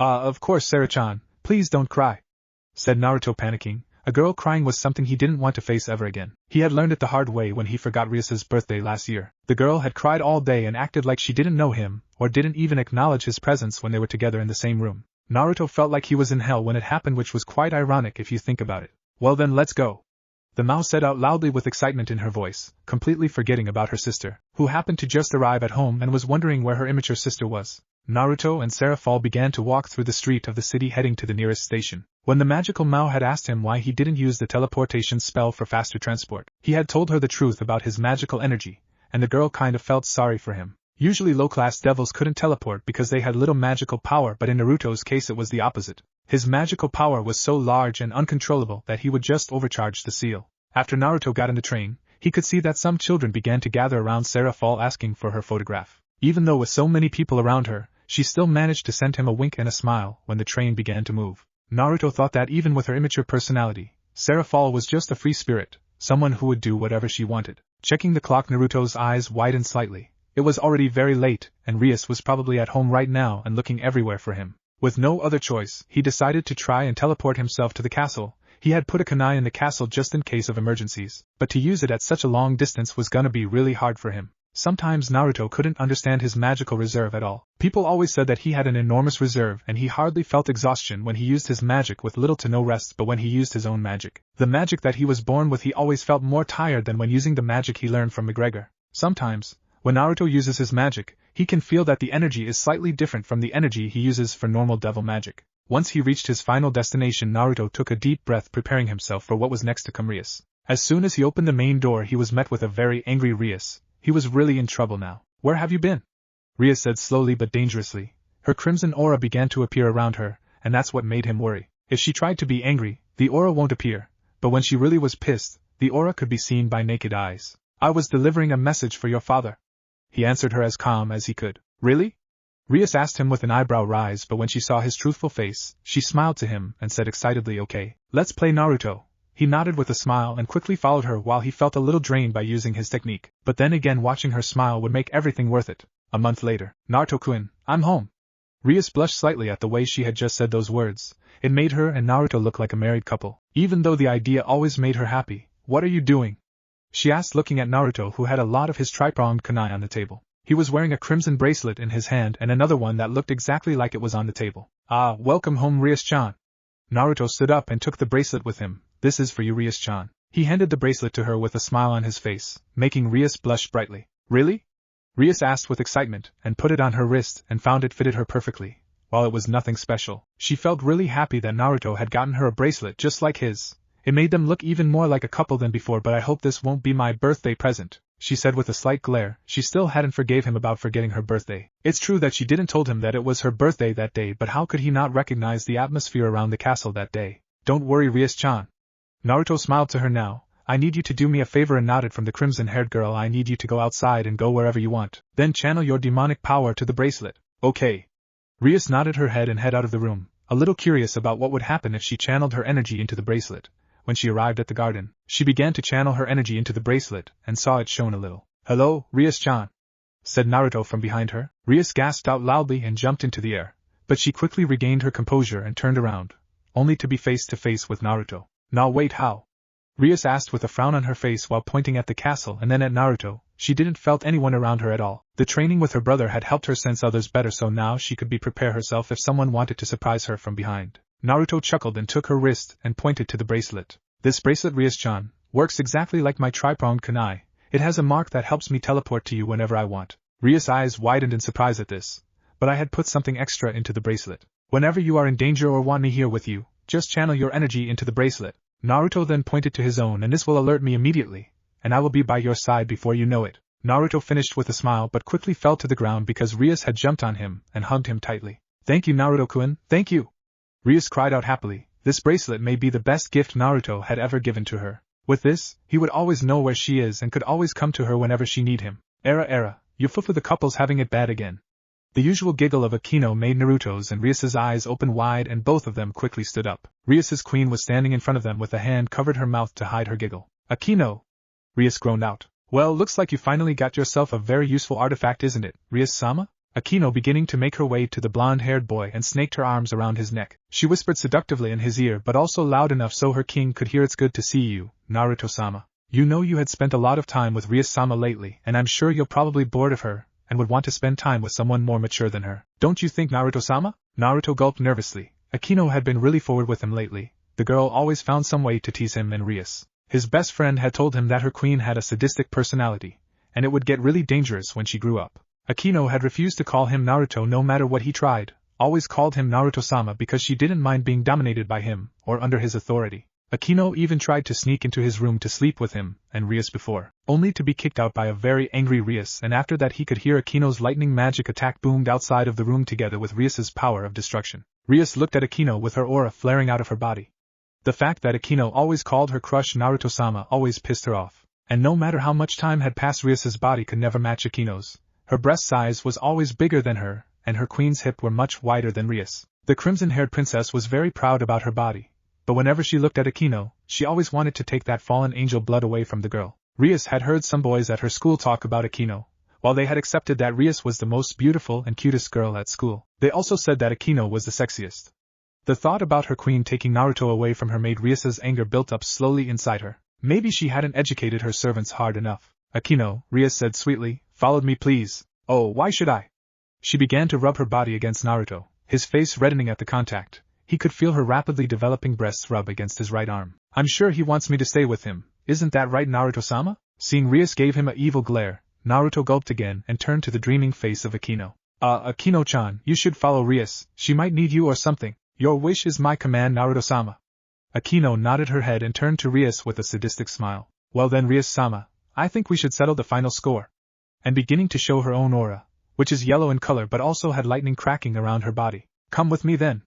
The two girls said goodbye to Naruto and walked away while glaring at each other. Naruto just stood there in silence, watching the king and her queen going inside the castle with the most terrifying aura they could create. When they had finally gone away, Naruto suddenly felt a slight movement behind him. "You know, Nico-chan, you don't have to hide when you want to see me," Naruto said with a smile, and sat down to the ground while leaning his back to the tree behind him. Slowly, the little white-haired girl made her presence known and sat down onto his lap with her back facing him. "Why didn't you come out? You know you can sit on my lap anytime you want." "Those two angry," she said curtly and pressed her back into his chest more. Naruto smiled and beginning to rub her head, making the girl purr and press her head against his hand more. "Kaneko Tuju, the normally quiet girl had taken a liking to the blonde-haired boy. Outside of Rias her king, Naruto was the one person she spent her time with. From Surzek's information, Kaneko was a Nikomata Yukai, and the girl felt attracted to him because of the natural energy inside him. She always wants to sit on Naruto's lap, saying that she always feel more energy this way and it's kind of like her old self, a Nekashu. While Naruto didn't know what had happened to the girl that made her rejected her Nekashu's side, he also didn't want to nose around her personal life, and decided to let the girl tell him when she wanted to. Naruto was beginning to gather the energy around him for the girl on his lap, making her sigh happily. Her ears nearly popped out on top of her head, but Kaneko quickly regained herself, and made her ears return to where it should be. Kaneko had said that she could smell various essences coming from him, 10 essences in total. But when Naruto gathered the natural energy, the essence of Toad became the strongest. Naruto just sat there gathering the energy for the girl to enjoy the great feeling of nature, till nightfall. 1 year later, a 14-year-old Naruto was walking around the garden of the Gremory's castle, deep in thought. In his hand was some kind of mission that Surzek had assigned specially for him, and said only he could do this mission. He didn't know why it was him that should do it. But when Rias found out about the mission, she had forbidden him to go, and locked herself in her room when her brother said it had be him, or the mission would fail and endanger the world of the devils. Right now, the bracelet on his wrist was shining with a crimson light, which means Rias is calling for him. But Naruto had to refuse her this time, or she won't let him go. The mission is pretty simple but dangerous at the same time. Basically, he had to escort Ajuka, Surzek's best friend and the current Beelzebub, the one who invented the evil peace system and a lot of powerful artifacts for the devil world, to heaven for some business with the seraph angels there. Surzek chose Naruto for this mission because he was still a young devil, and the angels wouldn't think much about him as a threat, so he could go and make sure one of their enemies didn't do something stupid and start in another great war. And that's why Rias was worried. Even her parents didn't think it was a good idea. Naruto was still too young to go to their enemy's territory. But Naruto knew why Surzek believed in him. Only super ultimate class devil could go to heaven without being affected by the light there. The monstrous energy inside him could protect him from the light, not to mention his super healing factor could protect him against the light, even if it burns him. Well, it was kind of scary really. He knew that devil's greatest weakness was light-based magic of angels and fallen angels, and he had heard that heavens was filled with light, because God had created never-ending light for the angels. So basically his devil's skin would be in contact with the light 24/7 if he was there. But first, he need to go to the Phoenix family to take a box full of Phoenix tears. It would be a gift for the angels to prove that the devil faction come in peace. Naruto didn't like the children of Phoenix clan, because as far as he knew, Rias was engaged to the third oldest son of the Phoenix, an act to create a new bloodline, to help the higher class society grow stronger. What angered Naruto the most was that Riser Phoenix didn't care about love. He only thinks about Rias as a breeding stock, someone that will give him strong children. He likes Rias and wants her to be happy, and if Riser doesn't change the way he is in the future, he might put beat sense into him, no matter the cost to himself. However, he was a really good friend with Rovo Phoenix, and respected his power deeply. Rovo was kind, unlike his arrogant brother Riser Phoenix. Also, he found that Lord and Lady Phoenix were very kind to him, and they had the same loving aura like Rias's parents. But he still hadn't forgive them for forcing Rias into something against her will. If his guess was right, Riser wasn't home around this time. Naruto didn't want to see the smirk on his face when he talked about Rias whenever Naruto was around like a piece of meat. The last time they met was around 4 months ago. It took both Beowulf and Sir a second to hold him back before he could punch off that arrogant smile from his face. But then again, no one liked that guy anyway. If Surzek had told them about Naruto's status in his peerage, maybe he could make Riser shut up for a few minutes, because as far as he knew, he and his sister Revel Phoenix saw him as a lucky low-class devil who happened to attend a high-class party. Using his power, Naruto appeared in a flash of yellow right in front of the Phoenix Castle's gate. He could see the castle was as elegant as he remembered. Stepping inside the castle with his calmest face that he could muster, Naruto began to walk into the castle after stating his intention to the guard. He saw a young girl was waiting for him, her blonde drill-like curls hair easy to recognize. It was Revel Phoenix, the youngest daughter of the Phoenix clan, who behaved like a true noble lady. Revel is a young girl around Kaneko's age with long blonde hair and dark blue eyes. Her hair is tied in twin ponytails with large, drill-like curls and a blue ribbon keeping them in place. The front of her hair has several bangs hanging over her forehead with a V-shaped fringe hanging over the bridge of her nose. Her outfit consists of a light white dress with a dark yellow accents and a red bow at the front. At the back, 3 feather-like extensions mimicking a bird's tail protrude from the dress, making it look kind of cute. But this was the girl had kicked him in the leg and screaming that a servant should go outside. Maybe that was his fault for not wearing his normal clothes like the rest of Surzek's peerage, but she didn't need to shout like that. Well, hello there Revel. Hope you're doing well, Naruto said with a smile when he passed her and continued walking to the main room, where Lady Phoenix was waiting for him with the Phoenix tears. Naruto-sama, wait! Revel yelled, making Naruto stopped in his track. Did Revel, a high, noble lady of the Phoenix clan, just called him Naruto-sama? Revel tried to run as fast as she could with her short legs, and stopped when she was right in front of him. She bowed as low as she could and started telling him what she always wanted to say all these months ago. Naruto-sama, I'm really sorry for my stupid behavior at the party 10 months ago. I shouldn't have shouted at you or to think you're just a lowly servant like that. I'm really sorry, Naruto-sama, and ready to take any punishment you want me to. Revel, no need to bow like that. Naruto put a hand to her shoulder and smiled when she lifted her head up and looked at him with her dark blue eyes. I'm not angry at you or anything really. Thank you, Naruto-sama.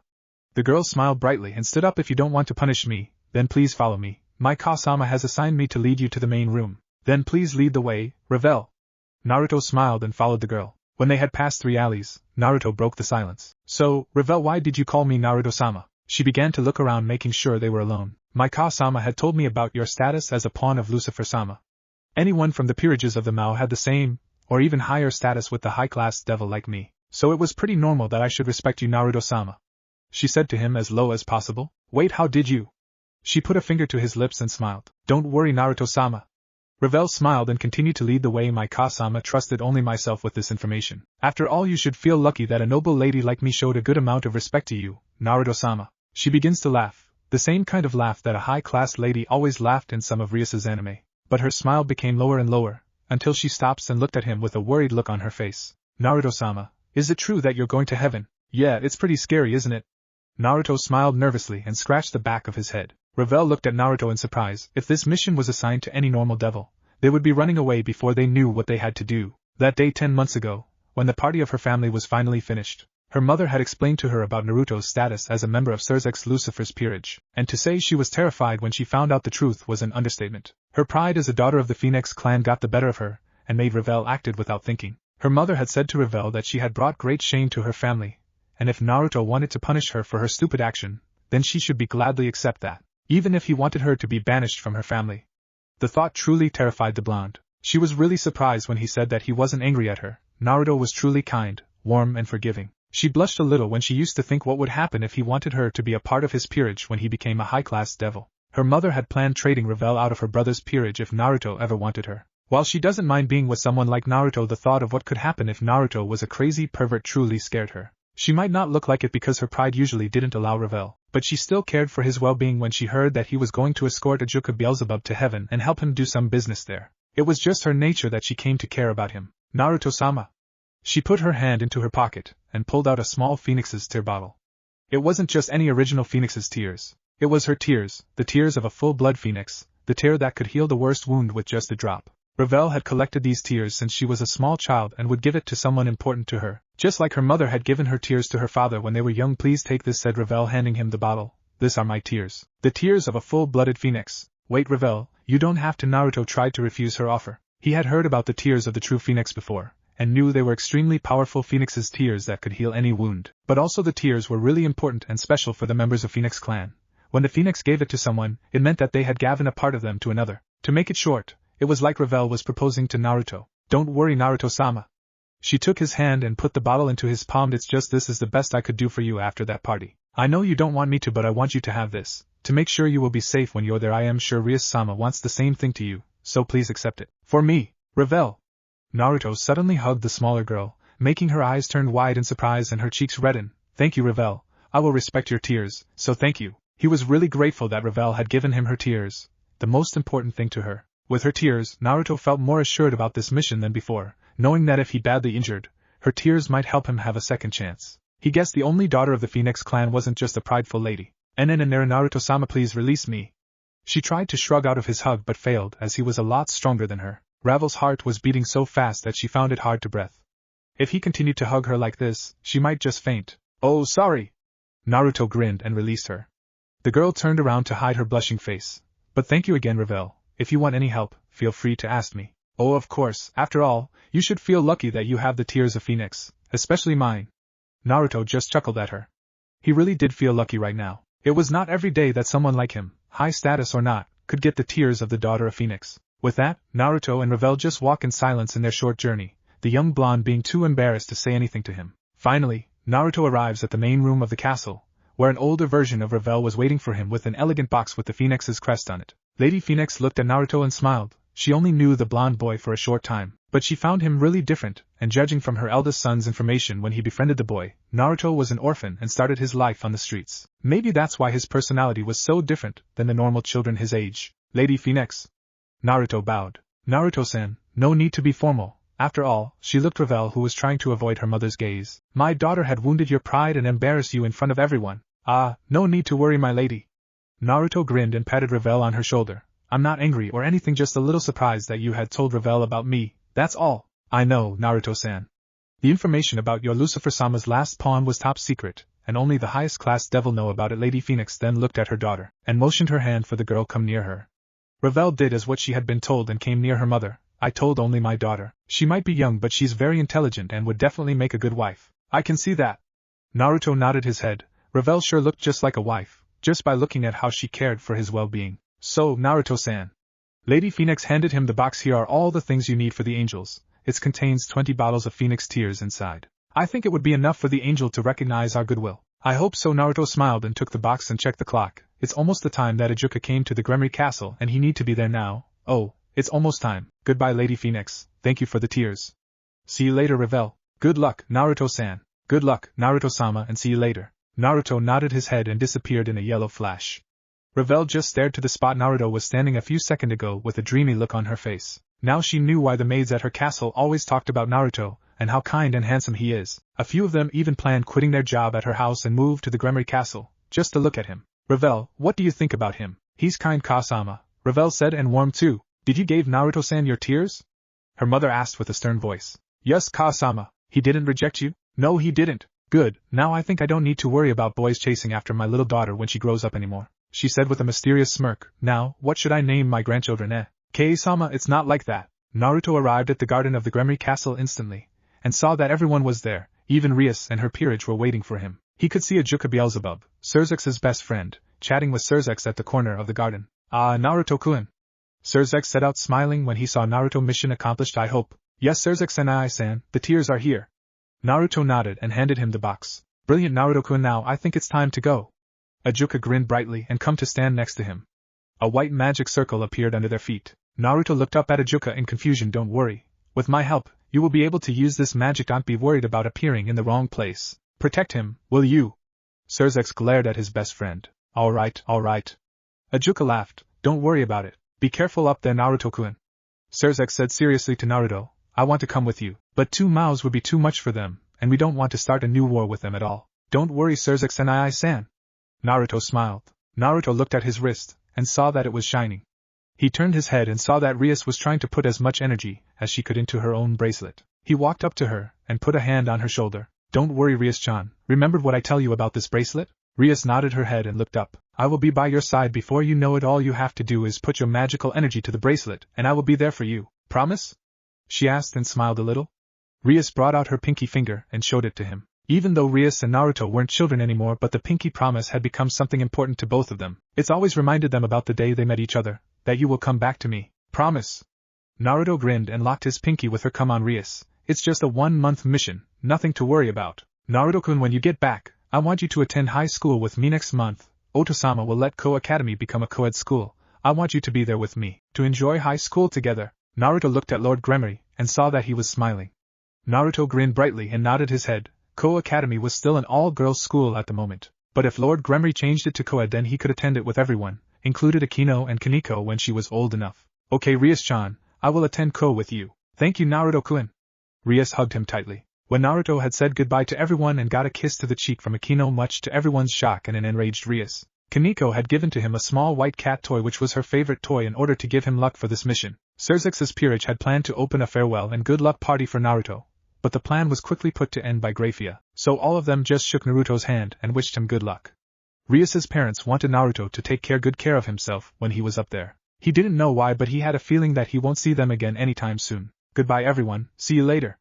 Ijuka put his hand onto Naruto's shoulder and activated the magic circle. The last thing he saw before everything turning completely white was Rias smiling to him. Because we were traveling into different territory, it might take a few minutes for the angels to open the gate for us, Ijuka said to Naruto and looked at him. So Naruto-kun, what did you feel when you become Surzex's pawns? Good, I hope. Of course, Ijuka-san. Naruto smiled and then frowned. He has always wanted to ask Ijuka this question. Ijuka-san, I want to ask you a question. Go on. Well, do you think 5 pawns were a bit too much for me? Naruto asked. Ajuka turned to Naruto with a surprised look on his face. I mean, Enkusen used 1 pawn. Beowulf and I-sama used 2 pawns. Do you think I used too much? Well, Naruto-kun, you know that Surzex's evil pieces are really strong, right? He got a nod from the blonde boy. It's the first type of evil pieces I had created, the prototype evil pieces. I was still young and inexperienced back then, so I had created 4 sets of them, prototypes without the limitation. So it only accepted the strongest and turned them into devils or let someone become the king's servant. When the war was over, I had created the 2nd generation evil pieces that could accept anyone. I'm the creator, yet sometimes even I don't understand how it works sometimes. But let me tell you the truth, Naruto-kun, your evil pieces, all 5 of them were mutation pieces. Naruto's mouth dropped to the ground in shock. If all 5 of his pieces were mutation pieces, then that meant you are worth more than only 5 pawns, Naruto-kun. Remember that. Naruto opened his eyes again when he felt a funny feeling on his skin and realized they finally arrived in heaven, territory of the angels. Naruto looked around and gasped in awe. Heaven was truly a paradise. Naruto had heard about some places in the world that couldn't be described by words alone, and heaven was definitely one of them. Everywhere was filled with sunlight, and the castle up here was so beautiful. Up in the sky, some angels were flying with a smile on their face. This place was truly amazing. Welcome to heaven, Ajuka-sama. A soft voice pulled Naruto back from his observations though, and he nearly dropped his mouth in shock. Standing before him, Ajuka was the most beautiful woman he had ever seen in his life. She had curly blonde hair and a voluptuous figure. She was wearing a long dress made of some sort of light material. However, it showed a lot of her large bosom, making Naruto nearly have a nosebleed at her charm and beauty. Gabriel, it's good to see you. Ajuka smiled to her. And who is this young man? Gabriel asked with a kind voice when she looked at Naruto, and nearly gasped in shock. Even though she knew this boy was a devil, she could feel his heart and soul were pure, very pure. There was no such thing called hatred or negative emotions in his heart. She had never met a devil like him before. Even some of the humans who followed God's teachings didn't have a soul or heart like him. Oh my! Gabriel felt her cheeks redden a little when she continued to enjoy the pure feeling of his heart. This young man's name is Naruto Uzumaki, a member of Surzex's Lucifer's peerage. Gabriel's eyes turned wide at the information. She had fought the current Lucifer's servant before and understood their power, but to think that this boy, no older than 15, could be a member of the strongest peerage in the underworld. It's a pleasure to meet you, Gabriel-san.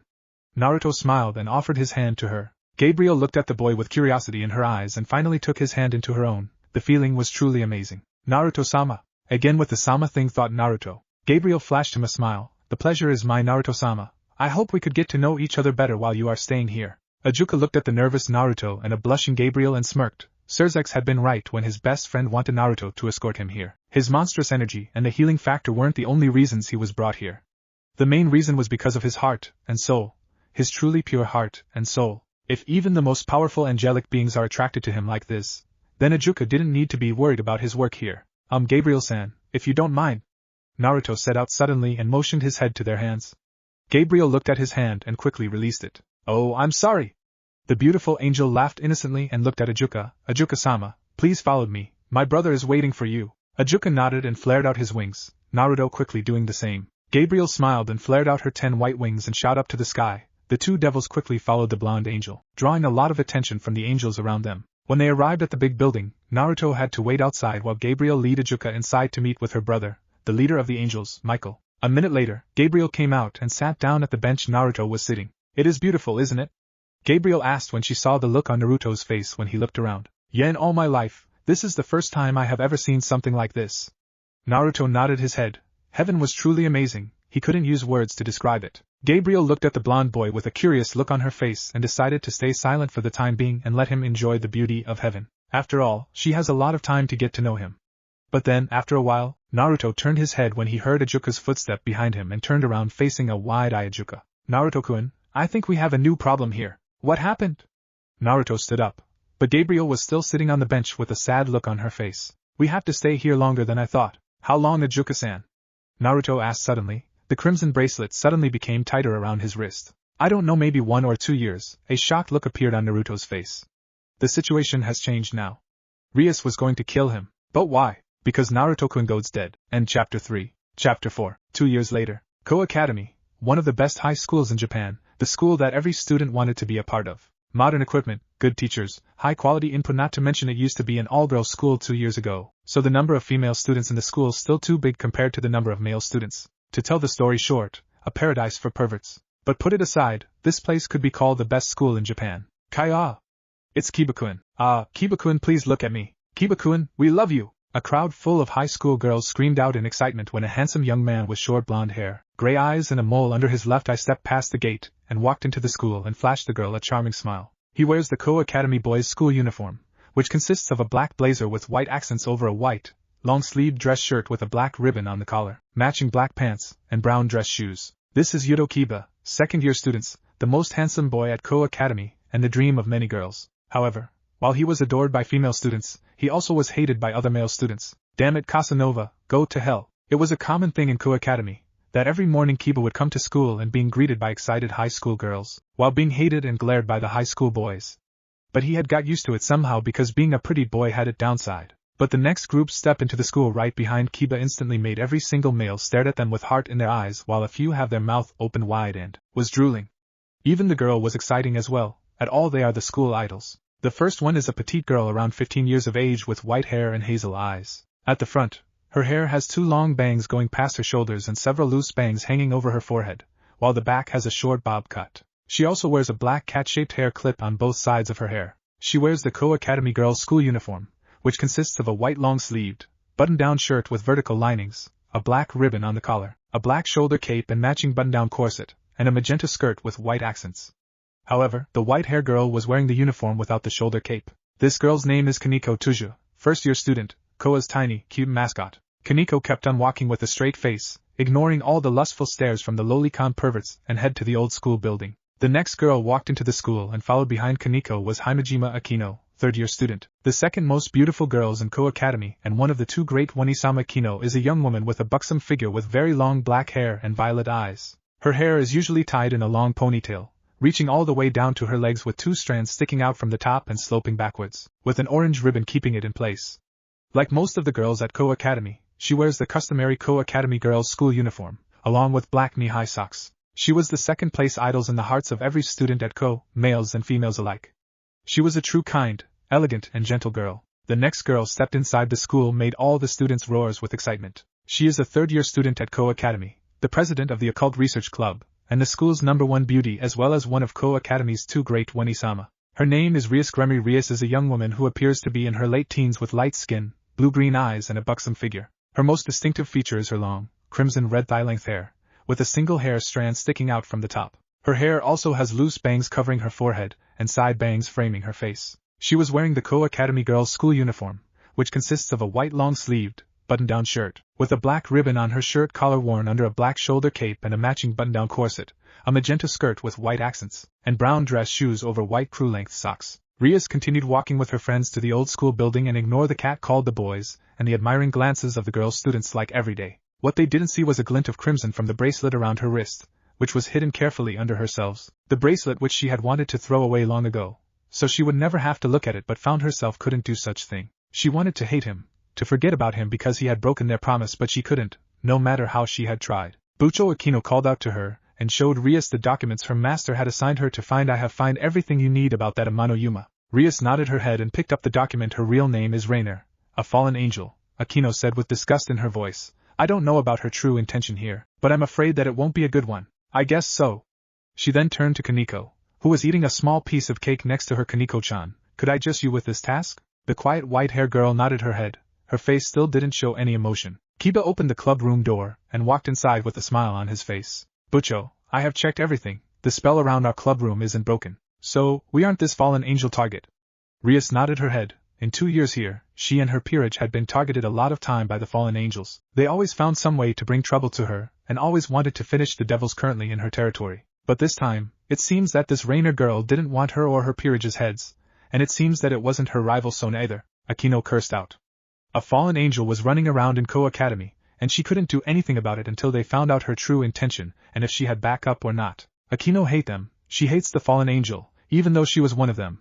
But Aquino doesn't care. As long as she could kill them, she will be satisfied. The queen looked at her king and frowned. Around this time Rias had stopped crying about him, but her eyes always filled with sadness when she was alone or with her peerage. Aquino still remembered that day, when Rias found out Naruto couldn't attend Ko with him. Her master had cried, still she passed out and hadn't eaten anything the next few days. She remembered Rias had put every magical energy she got into the bracelet, hoping that he will appear right beside her, but the angel had blocked the gate between them so Naruto couldn't teleport back to her king. The angel afraid he will tell the devil about their secret and lock Ajuka and Naruto on heaven until they finish their mission there. Akino had remembered the day Rias pulled the crimson bracelet out of her wrist and threw it away with tears-filled eyes. Akino knew that Rias was hurt and felt betrayed, but Naruto was facing a dangerous mission and Akino could understand his reason. But Rias was still stubborn about that. She claimed Naruto had grown bored of her and didn't want to be her friend anymore. Even though Rias had thrown the bracelet away a lot of times, she still went out at night and tried to find it and put it back to her wrist, hoping that Naruto will come back to her.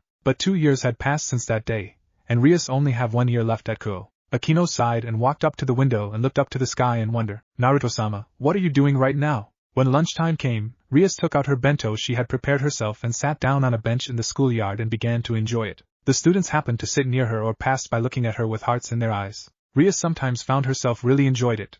They stared from the boys and girls have proved that she was no longer the cute girl 2 years ago. Now she was a beautiful third-year student of Kuo Academy, the #1 beauty. But Rias always found her school life was missing something, and knew exactly what it is. She touched the bracelet on her left hand lightly and looked at it with sad eyes.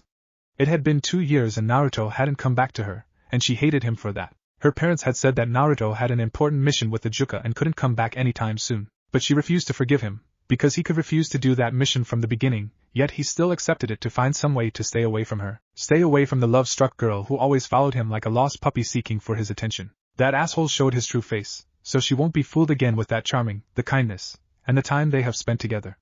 Rias though. But no matter how she tried, no matter how she blamed him for her sadness, she still wants him to come back, still want him to return to her. Naruto and Rias looked up to the sky and smiled sadly. Please come back to me, to us, heaven, the same time. Ha ha ha, Naruto-senpai, please tell me that you are tired. A young man with blonde hair, green eyes and dressed in priest clothes was breathing hard while facing his opponent. He has 10 pure white wings sticking out behind his back, which are the symbol of his power. This young man's name is Delio Gesualdo, Michael's Joker and the strongest exorcist. Well, I think it was enough for today, Delio. His opponent grinned, making the blonde-hair exorcist screamed out in excitement, and fell face first to the ground. His sacred gear disappeared instantly. Naruto Uzumaki chuckled at the lazy angel and slowly making his way to Delio and help him get back on his feet. I'm off, senpai.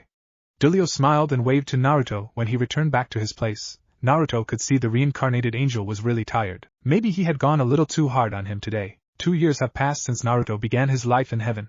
Gone was the blonde-haired boy kid, and now stood in his place was a young man at 6 feet 1 inch. His hair became longer than 2 years ago and as spiky as always, while the baby fat on his face had completely disappeared. His whisker marks were still there, but very hard to see if you don't look closer.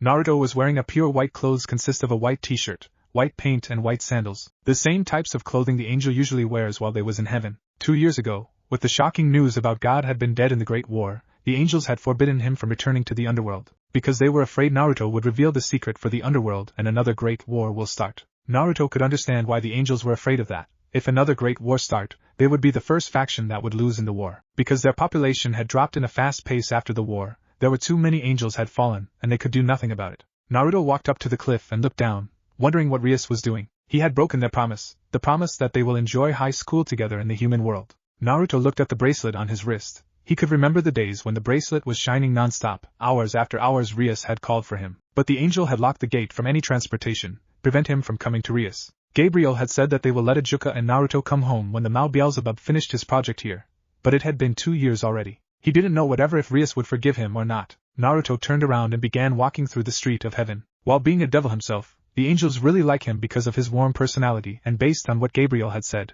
his heart and soul. Where he passed by, the angel always stopped what they were doing and waved to him with the innocent smile of an angel. Naruto always smiled back to them and greeted the angels that fly past him. Angels were really friendly, but he will be very grateful if they didn't pray in front of him, which always brought him a massive headache whenever one of them prayed. Suddenly he felt a familiar signature came near him and smiled. She was one of his favorite persons after all. Naruto-sama, wait for me. Gabriel, the most beautiful angel of heaven, flew to Naruto as fast as she could and landed next to him. She just finished a duty her brother had assigned her, and returned as quickly as possible to be near Naruto. No matter how much time passed by, she never got bored of the purity of his heart and soul. It always brought warmness to her heart whenever she was near him. Maybe Naruto was a devil and a being that completely opposite from her. Gabriel still didn't mind, as long as she could feel his soul whenever she was with him. Her brother had accepted for Gabriel to be with Naruto whenever she wants. Michael himself was really surprised when he felt Naruto's heart and soul. Ah, Gabriel-chan. He smiled to her. Your mission gone well, I hope? Yes, Naruto-sama. Gabriel nodded her head and flashed him a beautiful smile. I just need to come to a church and give my blessing to a child that will become an exorcist one day. Nothing dangerous. How about your training with Dulio-san? Not pushed him too hard, I hope. Yeah, Naruto scratched the back of his head and smiled nervously. Gabriel giggled a little. She always knows Naruto always pushed the angels that wanted to train with him to the edge and leave them completely exhaustion. Maybe I did it a little too hard this time. Naruto-sama, you should know that not everyone has the same amount of stamina like you. I hope next time you won't leave him too tired like that. Gabriel explained to Naruto. It's true that no one had the same stamina like Naruto. He could fight a whole day without getting tired at all. With the strength and stamina like that, he would fight like a raging storm without worry of tiredness. And he would be unstoppable. And another thing that an angel like Gabriel didn't want to think about, or she would fall immediately. Naruto-sama, would you like to eat lunch with me? Gabriel asked innocently. Try to behave like her normal self as normal as possible. Of course, Gabriel-chan, let's go. Naruto said excitedly. At another building, Ajuka took off the glass in his eyes and smiled at his work. Finally, everything was done and they can return home. 1 week later, Issei Hayata smiled lecherously as he remembered the event of the past few days. Maybe it sounds crazy for him, but his life had changed ever since Amano Yuma killed him with her light spear. Everything suddenly turned upside down when everyone didn't remember a thing about her, and it seems that he was the only one remembered. Issei's body had changed a lot since that day. A sudden surge of energy fills his body, which even started to quiver from the adrenaline. Not only that, he felt really strange during the night, the feeling that he never felt before. But when daytime came, the change made him feel sharp pain during the day. Issei Hayata is a second-year student at Show Academy and a member of the school's perverted trio, a trio of the most perverted men in the entire student body. Issei chose Ko Academy because he wanted to create his own harem and become the harem king. But the reality was very cruel to Issei. He isn't popular with the opposite gender. The girls looked at him with hatred in their eyes, and only seen him as the one of the pervert trio. Last night, when he was on his way back home, a man with the same wings as Yuma had thrown another light spear to his stomach and was ready to kill him. The last thing he had remembered was Rias Gremory, the most beautiful girl in his school, has saved him and made the man go away, before the darkness finally took him. And then this morning, when he woke up and thought last night was just a dream, he found himself completely naked, and when he looked to his bed and couldn't believe what or whom he saw sleeping on his bed. Rias Gremory was sleeping on his bed this morning with only her shirt and panties on. And then, when she woke up, she had introduced herself as a devil and his master. While it's still hard to believe, Issei still couldn't forget about the feeling when he fell face first into her heavenly breast. The sight of it alone could make him die in happiness, but touching it with his face, this morning truly a heavenly morning to him. She also opened a few buttons of her shirt and let him see if he wanted. But when she said those words with a little bitter in her voice and her eyes saddened a little, Issei quickly refused, even though he really wanted to see it. All the morning at school Issei had dreamed about Rias's chest and couldn't believe how soft it is. But then again, he knew Rias-senpai was a type of girl never wearing jewelry or wears makeup so she could look better. He could see a glint of crimson around her wrist this morning, and thought it was a bracelet, or something like that.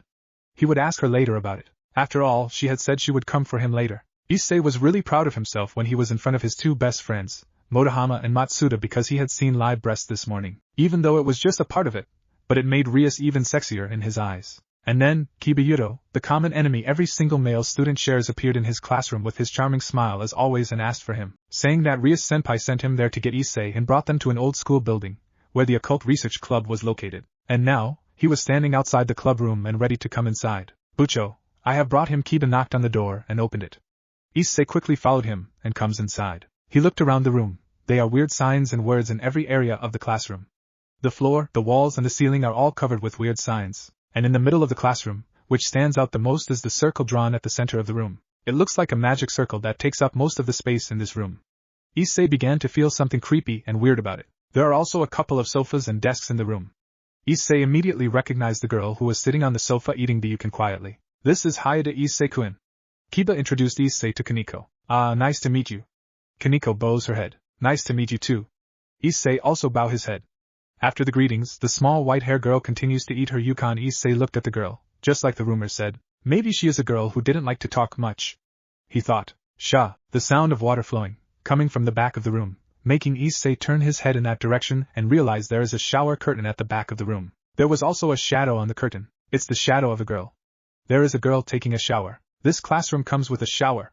The pervert thought inside of his head. Kyu. Then there was the sound of the shower stopping. Bucho, take this. And another voice rang out gently. Thank you, Akino. Issei started to blush when he realized who was behind the curtain, and began to remember what happened this morning. The feeling of Rias's breast was still impaled in his mind, and he really didn't think he would need to watch porn for a while. What a lecherous face, Kaneko said blankly while looking at Issei's reaction. The older boy turned his head to the small girl. But she was just eating her icon and pretended like she didn't say anything. The curtain opened and Rias stepped out with her hair still wet from the bath. The red hair heiress looked at Issei and smiled. I'm sorry. I couldn't take a shower last night because I stayed the night at your place, so I took a shower now. Issei nodded his head in understanding and looked behind her. His mouth nearly dropped in shock when he recognized who she is. Himejima Akino, as beautiful as usual with the kind and gentle smile on her face, the one all the student called Yamato Nadeshiko even though she is a student. Akino looked at Issei and saw the shock looked on his face. She giggles quietly and introduced herself. Era. Hello, my name is Himejima Akino. Pleased to make your acquaintance. Akino introduced herself politely with a smile. Her voice sounds fascinating to Issei. Oh. My name is Haida Issei. And nice to meet you too. He greeted her back nervously. He couldn't think of a day he would talk to the two great one-sama like this. Looks like everyone is here. Haida Issei. No, let me call you Issei, okay? Rias said to Issei. Why yes. He nodded. We, the Occult Research Club, welcome you. Yes. As a devil. The president of the Occult Research Club welcomes him warmly, making Issei gulped. Here's your tea. Akino putted a tray of teapot and teacup on the table and poured tea to Issei. Ah, thank you. The pervert was sitting on a sofa, and took the cup from Akino with his shaking hands and quickly drank it. The taste was really good. The best tea he had ever tasted so far. It tastes good. Era. Thank you very much. Akino started laughing very happily with her usual gunk. Akino, you sit over here as well. Rias motioned her hand to the chair next to her. Yes, Bucho. The black-haired queen nodded her head and sat down next to her king. Then everyone looks at the new servant of Rias Gremory, making him extremely nervous. I will get to the point right away. We are all devils. Rias got straight to the point straight away. She didn't want to overwhelm her pawns or anything. She just wanted him to accept what they are, and what he is now, but looked at the expression on his face. She knew that he didn't believe her. Your expression says that you don't believe what I am saying. Well, that can't be helped. You did see the man with black wings last night, didn't you? That's a fallen angel. They are former angels who served God, but they are beings who have fallen to hell because they had evil intentions. They are also the enemy of us devils. Rias stopped a little to look at Issei's reaction. The boy seems to be absorbing her information. We, the devils, have been at war with the fallen angels since ancient times. We have been fighting over the possession of the Underworld, which is also known as Hell in the human world. The Underworld is split into two areas, one for the devils and one for fallen angels. The devils form pacts with humans and receive their sacrifices and increase their strength. The fallen angels, on the other hand, control humans to eliminate the devils. At this point the angels come in to destroy these two races on God's orders, which created the three forces. This has been going on since ancient times. No, senpai. That kind of story is hard to take in by a normal student like myself. Are this what members of Occult Research Club doing? Issei asked. The Occult Research Club is just a camouflage. It's my hobby. It's actually a gathering place for us devils. Rias shook her head. This place was just a coating she created to hide her peerage, just like Sana who had the student council behind her back, which actually her own peerage. Amano Yuma hearing that name from Rias, Issei opened his eyes in shock and wondered where did his master hear that name that day. You were on a date with Amano Yuma, right? If you are joking around then can you please stop now? I don't want to talk about this here, Issei said with a little anger in his voice. Rose looked at the boy and couldn't blame him. Suddenly woke up and no one remembered that girl except for him. It would be kind of a shock to the normal people. Then again, Rias knew this boy was a super pervert at school. Maybe he too carefree to be stuck in shock. She existed. Rias said that clear to him, making the brown-haired boy's eyes turn wide. Well, it looks like she tried to erase all of the evidence around you. Rias clicked her finger. Akino took a photo and put it on the table. Issei was speechless after seeing who is in that photo.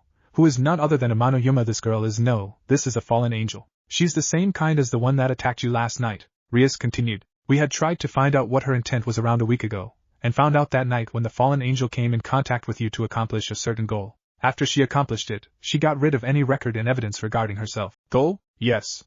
To kill you. Issei's mouth dropped in shock. He couldn't believe it. Calm down, Issei. It couldn't be helped. No, you were just unlucky. There are possessors who weren't killed. Rias tried to calm the brown-hair pervert down. This will be harder than she thought it would be, because this was the first time she changed a human, who completely oblivious to the supernatural world, into a devil. So the explanation had to be as simple as possible. What do you mean unlucky?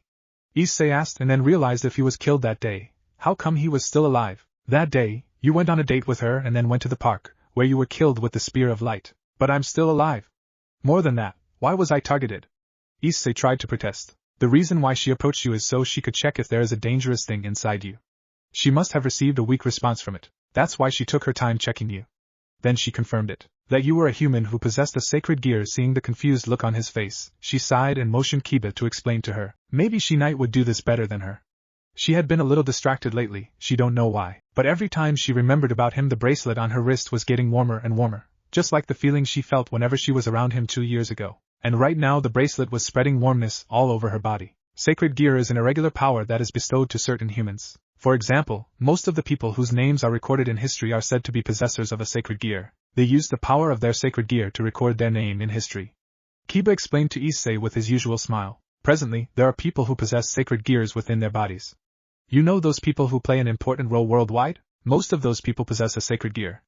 Akino nodded her head and continued for the night of Rias. Getting a hold of herself, Rias then continues to explain. Most of the sacred gears have functions that are only used in the human society.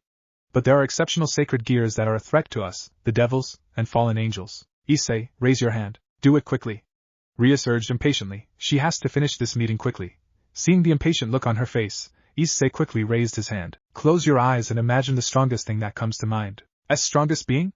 Son Goku from Dragon Ball? Then imagine it, and imagine that person in a particular pose where he looks the strongest.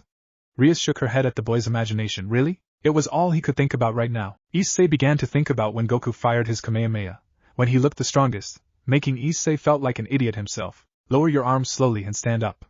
Rias continued to guide him. The boy got up from the sofa and lowered his arm. Now mimic the pose of that person. You have to imagine it strongly, okay?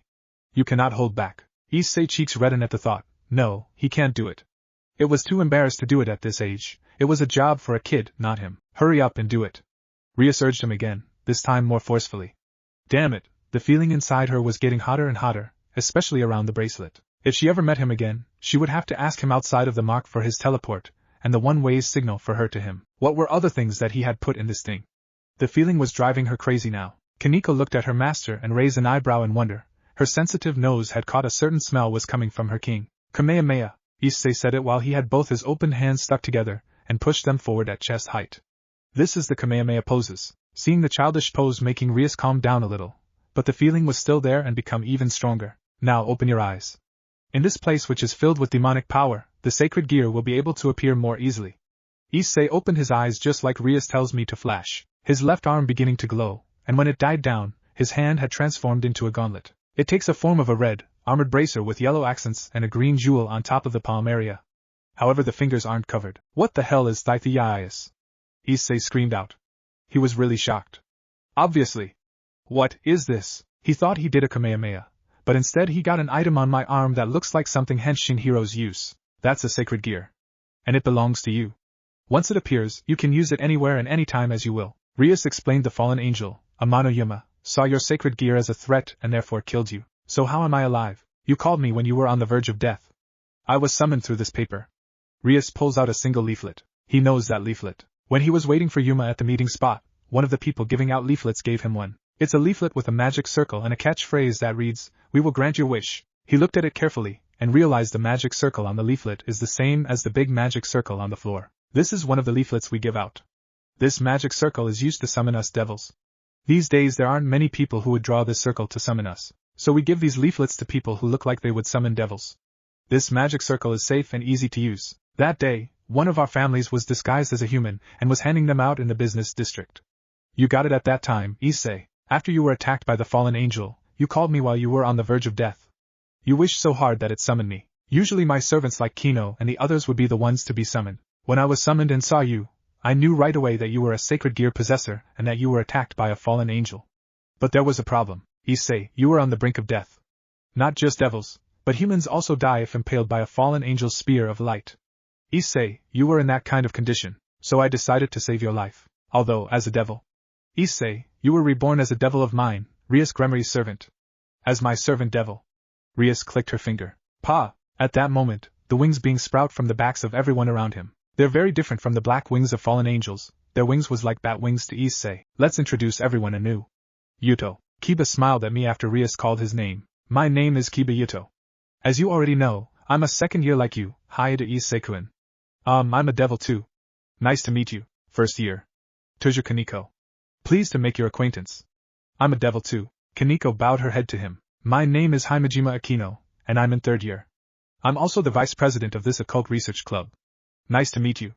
Even though I'm like this, I'm also a devil. Ufufa. Akino bowed her head very politely. Lastly, it's Rias. She knew that a few more minutes, and it would be over. She waves her crimson hair and says it very directly, tried to be as calm as possible. And I'm their master as well as being a devil from the house of Gremory, Rias Gremory. My house holds the rank of a duke. Let's get along from now on, Issei. Issei screamed out happily while he was pedaling his bicycle at full throttle. He was on his way to do the first mission, handing out the leaflets. Rias had explained to him everything he should know about the devil world, and the dream of becoming the harem king is coming nearer and nearer to him. Too excited, Issei screamed out and closed his eyes. His mind was in dreamland. Crash! He crashed straight into something like a wall, and flew out of his bicycle and fell head first to the ground. Groaning in pain, Issei tried to get off. If he wasn't a devil, then most likely he would be lost a few teeth right now because of the contact. Oh my, I'm so sorry, are you okay? He heard a male voice above him and looked up, and saw it was a blonde-haired young man. He was really tall, taller than him with electric blue eyes, which looked like it was shining in the night. Don't worry, it was my fault. The young man helps Issei got up with a smile on his face. Don't worry about it. He smiled. Naruto Uzumaki, a pleasure to meet you, and offered his hand to the brunette. Hi to Issei. Issei shook his hand, and looked at the blonde up and down.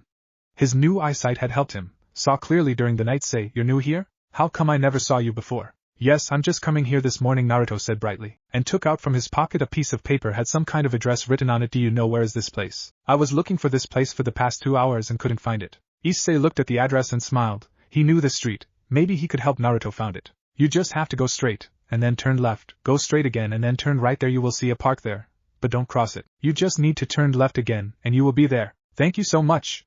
Naruto patted his shoulder excitedly and ran away while shouting, see you later, Issei-san. But then, Issei caught a glint of crimson around Naruto's wrist when he was using his right hand to wave, and gasped in shock. That bracelet was the same color as Bucho's bracelet. It couldn't be. No, Issei shook his head. Maybe it was just a coincidence.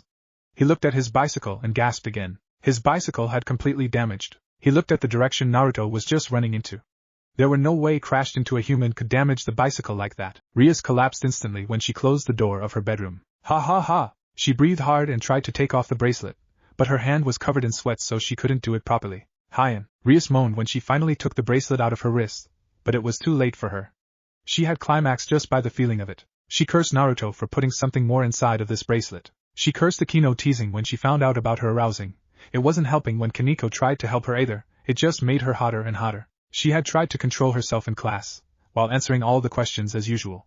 She had come to the infirmary and pleased herself, but she didn't take the bracelet out. She really needed a cold shower right now. Stripped out all of her school uniform and the panties that she had ruined, Rias stepped inside of the bathroom and let the water flowing down her body. It really helped her, and the warmness inside she had disappeared instantly. After the shower, Rias didn't put on the towel and walked straight to her bedroom to have a nice sleep. After all the events this day, Rias really didn't think she had much energy to watch some more anime or cursing Naruto like she usually do. When she lay on the bed, she picked up the bracelet and hugged it close to her chest, too afraid to feel the same feeling again, so she didn't put it on. The red-haired girl slowly drifted into the land of dream without noticing a lone figure just land on the balcony of her bedroom's window. Naruto looked at his childhood friend and smiled. She had changed so much in 2 years, yet her sleeping habits still didn't change at all. This morning, the angels had let him return home first, but Ajuka had to stay for a few more weeks to check on his project.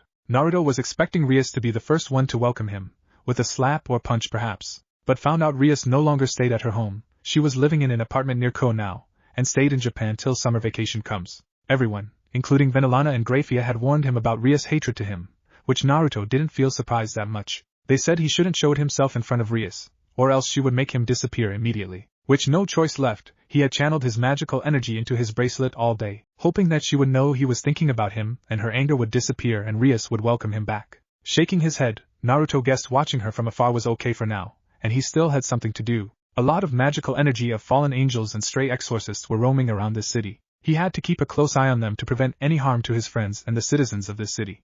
With a lightly movement, Naruto disappeared into the night. End Chapter 4. Chapter 5. Crash. The sound of a teapot being crashed into the floor echoed through the club room. Issei and Kiba turned to Akino, who stood there looking at him with a wide eyes and a shocked look on her face. Even the usual pervert-hating girl Kaneko had turned her head and looked at the brown-hair boy with her hazel eyes opened wide. The spoon she was holding had stopped in mid-air because of the shock. Issei, what did you just say? Rias asked her newest servant. If anyone in this room was having the expression worse than Akino and Kaneko, it was her. Her heart was beating really fast and couldn't control herself anymore. Last night, I met this foreign guy. He had blonde hair and blue eyes. Issei repeated what he just said to Kiba. He was asking the knight of his master whatever he knew the blonde from last night or not. But he didn't expect the reaction from everyone would be like this. However, Kiba also looked curious like him. Maybe he didn't know about the blonde like them. He said he just came to Japan yesterday, and asked me for direction. The weird thing is my bicycle had broken to pieces when I crashed into him.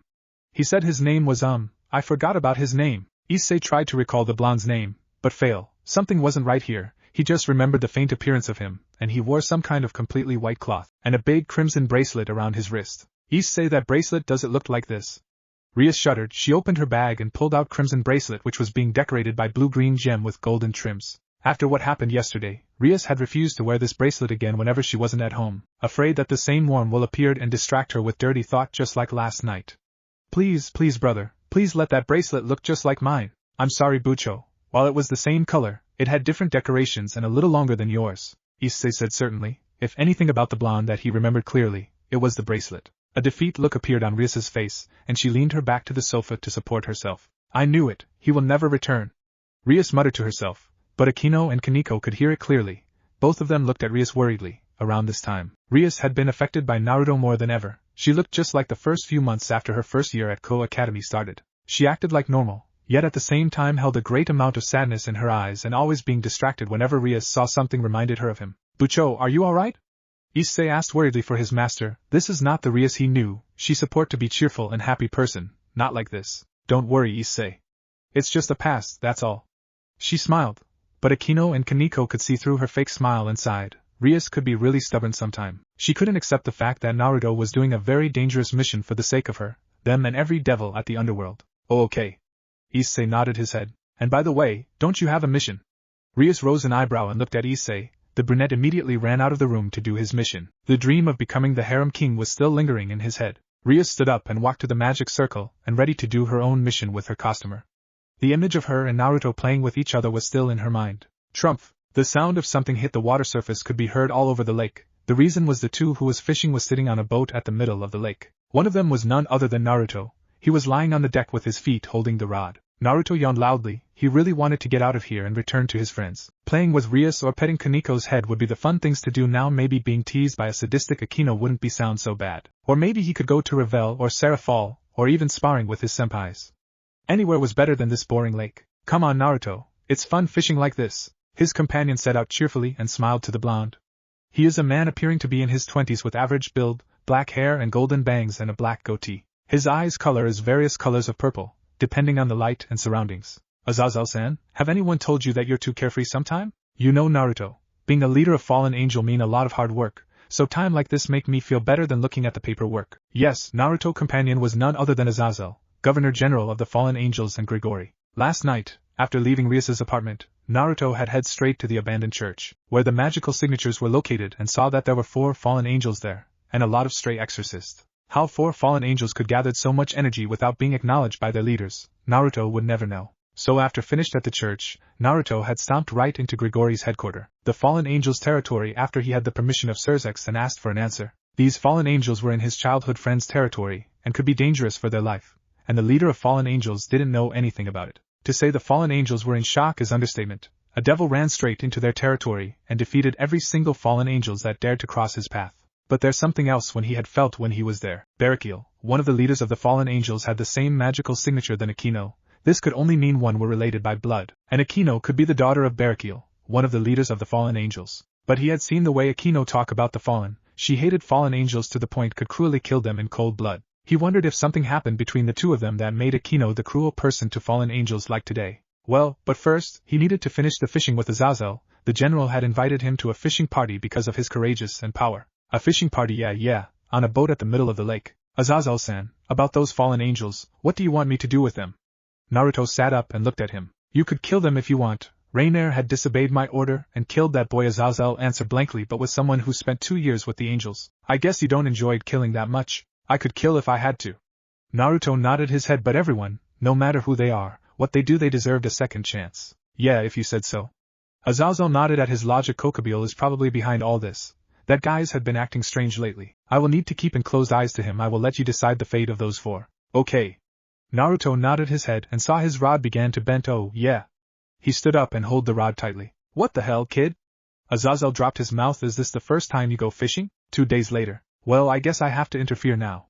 Naruto muttered to himself when he looked at the battlefield underneath him. 1 day ago, A nun named Asia Argento had appeared in this town underling of Rainier, which was reality was a plan by the later to steal her sacred gear, Twilight Healing, which allowed her to heal humans, devils, angels, and fallen angels alike, quite an useful ability. Naruto had used his clone to keep in close eyes on the girl, to protect her from the fallen angels if they had tried to harm her. Naruto was really surprised when the girl had met Haida Issei, Rias' newest servant, and befriended with him. Naruto had thought that the blonde nun was finally saved, until Rainier appeared and took her away from Issei. When he was ready to rescue her, Issei had screamed out he will come to her, and took her back. So Naruto decided he would stay still and see how strong and determined Rias' only pawns, Issei, Kaneko and Kiba, Rias' first knight had attacked the abandoned church without Rias' permission as an act to save the brunette's friend. While this action was a little stupid, it had proved how important Asia was to Issei. While the trio battled with the stray exorcist, Rias and Aquino were battling with 3 fallen angels and the duo showed no mercy to them. Rias and Aquino had become a lot stronger than before. Rias' power of destruction had become nearly perfect. Just a little more training and she could turn everything into nothingness. Aquino's talent in magic, especially lightning-based magic, had become her signature attack when she was young, but the power behind was more powerful now. But if Aquino was the daughter of Brachial, which meant that she could become even stronger if she accepted the fallen angel blood inside her veins. When the battle was over, the 3 fallen angels were on the ground whimpering under the power of the 2 devils. Rias' hand rose high and called for her power. A black orb with the crimson aura appeared in her hand. When Rias shot the orb to the fallen angels, Naruto had thrown his 3 prongs kunai down behind them, took 3 feather out of their wings and dropped it to the ground. When the orbs was going to contact to the 3, Naruto had appeared behind them and teleport the 3 to Azazel's office and took the kunai, before disappeared in a flash of lightning himself. All of that happened in only 2 seconds after Rias used her power to kill them. Naruto reappeared at the rooftop of the church and grinned at his clones. Everything okay, I hope? Just let me disappear, boss. You will know. The clones nodded his head and disappeared, letting all the memories of the battle he had seen came to Naruto's mind. Well, Haida Issei-kun, you sure are something. Naruto smiled seeing the memories. Issei had proved himself that he was worthy to Rias by taking Rainier all by himself. And not only that, his gauntlet true form had appeared, and revealed to be one of the 13 Longinus, boosted gear, which hold the soul of Drake, one of the 2 heavenly dragon. When Naruto opened the window of the church and got inside, Rias and Aquino had finally arrived with a smile on their face. Now then! Rias' eyes began to turn sharp and ruthless. I will have you disappear, fallen angel-san. Her voice was cold and filled with killing intent. Naruto flinched a little. Maybe it wasn't just her appearance and power changed, maybe her personality also changed as well. Naruto hoped that when they meet again, she wouldn't look at him with that cold eyes. Of course, I will retrieve that sacred gear back as well. Why, you can't be serious. This healing power is for Azazel-sama and Shemhasa-sama. To live your life for love is beautiful. But you are too tainted with dirt. You have no elegance. And I won't allow that. Rias aimed her hand towards Rainier, her magical energy beginning to raise with imaginable pace. There was something else that made Rias even angrier than hurting her servant. Looks like she would kill Rainier in one blow. Me here. Then, a shadow appears from behind the broken wall. The priest, Fried Zelzen. He came back despite running away once before and was laughing like crazy while looking at Rainier. Wow! My superior is in serious danger.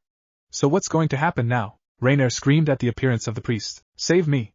If you save me, I will give you a reward or anything you want. I received a wonderful order from an angel-sama. Eh?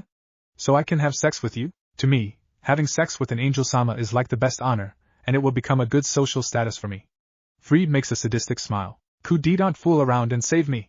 The fallen angel's expression is filled with anger. Naruto couldn't blame her at all, being near in a near-dead situation, and the only hope she got was asking something she didn't want to. Ararara, you know that I'm actually serious. I mean, something simple like that should be alright, isn't it, Angel-sama? So it's a no? Is that so? Then I will take my leave now. No matter how you look at it, I'm at a disadvantage, so I will just take off. Fried says it in a funny tone while curling his body. Why, you are a priest, aren't you? You are supposed to save me. I'm an almighty fallen angel. I don't need a superior who loses to trashy devils. You are pretty, but you lack plans and you are hard-headed. The only thing you are useful for is masturbation, so just die away already. Well, a fallen angel who is abandoned by God won't go to either heaven or hell, but goes back to nothing. Maybe the experience of turning into nothing will be helpful? That's impossible. Since there will be nothing left. It's impossible. So confusing. Wait, that's it, Buddhism. I'm a former Christian. I'm such a naughty boy. Naruto gripped his kunai tightly. Now he really wanted to beat that exorcist until he shut up or couldn't speak anymore. But doing that right now means he couldn't save the fallen angel's girl and exposed himself to Rias and everyone. It would be a chaos and he would be the one who suffered their wrath. After saying that, he moved his sight elsewhere, as if he has lost interest in Rainier. Rainier put on an expression of despair. Her only hope to survive had gone now. she looks miserable. Freed makes a big smile at Issei. Issei-kun. You have such a wonderful ability. I'm getting more interested in you. You are so worthy to kill. You are definitely in my top 5 for the devils I want to kill, so be prepared, okay? Next time we meet, let's have a romantic fight to the death, okay? Freed directed his killing intent toward Issei. Naruto couldn't blame him. While it was nothing to him and everyone, a new devil and inexperienced like Issei would be affected by it greatly. See ya then. Bye. Remember to brush your teeth. Freed disappears immediately from the scene after waving his hands at Rias and everyone. Rias sighed and turned back to the fallen angel. Now fallen angel Rainer, who was abandoned by her own servant. Miserable. Rias said without a slightest sympathy in her tone, which made Rainer starts to shiver. Now he truly understood why her parents didn't want him to meet her right now. Rainer then looks at Issei with sorrowful eyes at him. Issei-kun. Please save me. She begged. Tears was flowing down to her cheeks. This devil is trying to kill me. I love you. I love you so much. That's why. Let's defeat this devil together. Issei looked at her then turned away. Goodbye, my love. Bucho, I'm at my limit, will you please? He muttered quietly. The fallen angel's expression froze. Don't try to flirt with my cute servant. Blow away. Rias said coldly and pointed her hand to the crying fallen angels. Now. Naruto disappeared in a flash of yellow and reappeared behind Rainer. This time, he will have to use more than one of his power to save this girl. When Naruto appeared, he instantly caught her in his hand and jumped out of the way. While hovering above the ground, he focused his magical energy into his eyes and looked at all the devil present in this room. His eyes beginning to change into back with a red 6-pointed star in his eyes. At the middle of the star was a black 3-pronged shuriken. This was the Manjikyu Sharingan, a power that Naruto discovered 1 year ago. He didn't know why, but when he activated it the first time, he knew the name of this eyes and also the power of it, just didn't know how to use those power. It took him nearly 3 months to master all the techniques with the help of Gabriel. When Naruto looked at Rias, he could see that she had seen him and said his name out loud, but Naruto just shook his head and deleted her memories with his eyes. Also created a fake memories inside of everyone's mind. The memory was about Rainer had been turned into nothing by Rias's power. Who are you? Rainer screamed out, but Naruto pulled his hand forward and punched through her chest. Rainer's eyes widened, but not from the pain. It was because his arm had passed through her chest, and holding the green orb in his palm, the sacred gear Twilight Healing. Naruto let it fell to the ground and used his teleport magic.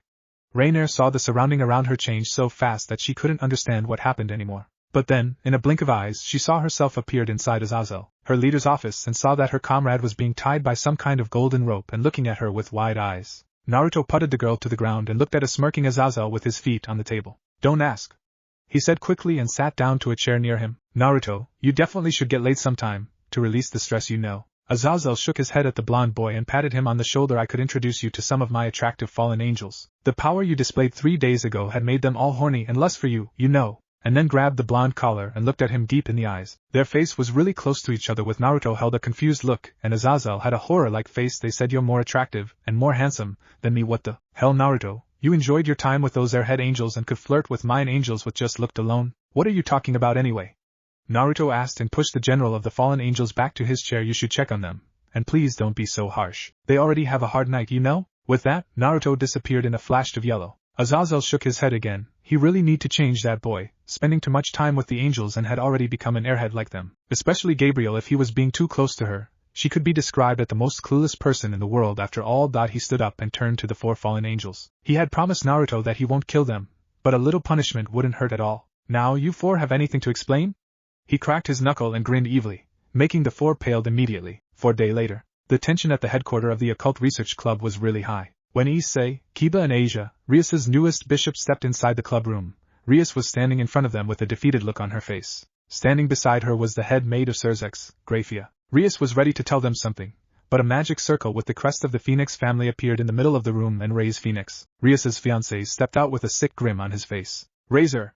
Rias said loud and clear to him, I said it before as well, I won't marry you. But isn't your household surprisingly pressing about these circumstances?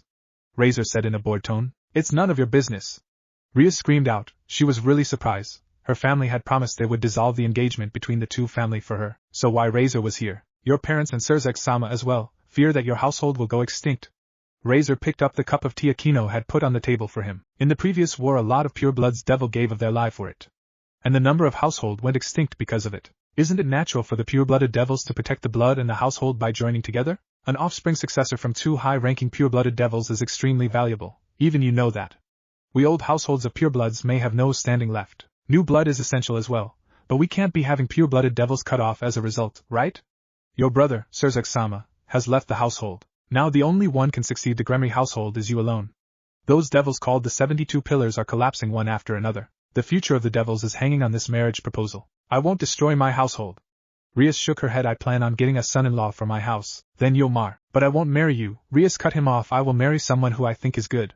Even the devils of old household have at least that much of a right, Rias said, and beside, I have someone else in my mind already. Razor gritted his teeth. He couldn't let this chance get away like this. There were no way he could let someone have such delicious body escape him like that. But then, he remembered the event 3 years ago and smirked. It's about Naruto Uzumaki, isn't it? You loved that lowly devil, didn't you? Rias's eyes widened in shock. Her peerage, especially Akino and Kaneko, was looking at Razor with a murderous look on their eyes, while Issei, Kiba and Asia gasped in shock.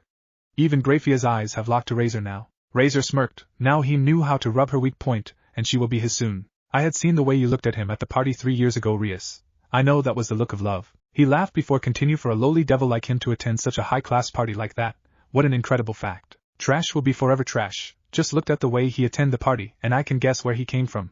Probably you have found him in some garbage bin, haven't you? Razor smirked when Rias began to raise her magical energy. He could saw the angry look on her face now. Take those words back. Rias gritted her teeth and said with an anger-filled voice, I said take those words back. Naruto-kun was worth 10 times than you. Oh, so let's me ask you this. Razor smirked. Where is he now, huh? Razor laughed like a maniac when he saw the look on Rias's face. It was truly pathetic for him. I haven't seen him in a while after the party. So I guess he probably running somewhere with his fellow lowly class devils and doing some pathetic jobs trying to be accepted in the promotion. Well, I guess if he become a high-class devils I would probably know then. And maybe I would give him a chance. Enjoyed your body after we're married. Rias looked at Razor with her eyes filled with tears and anger.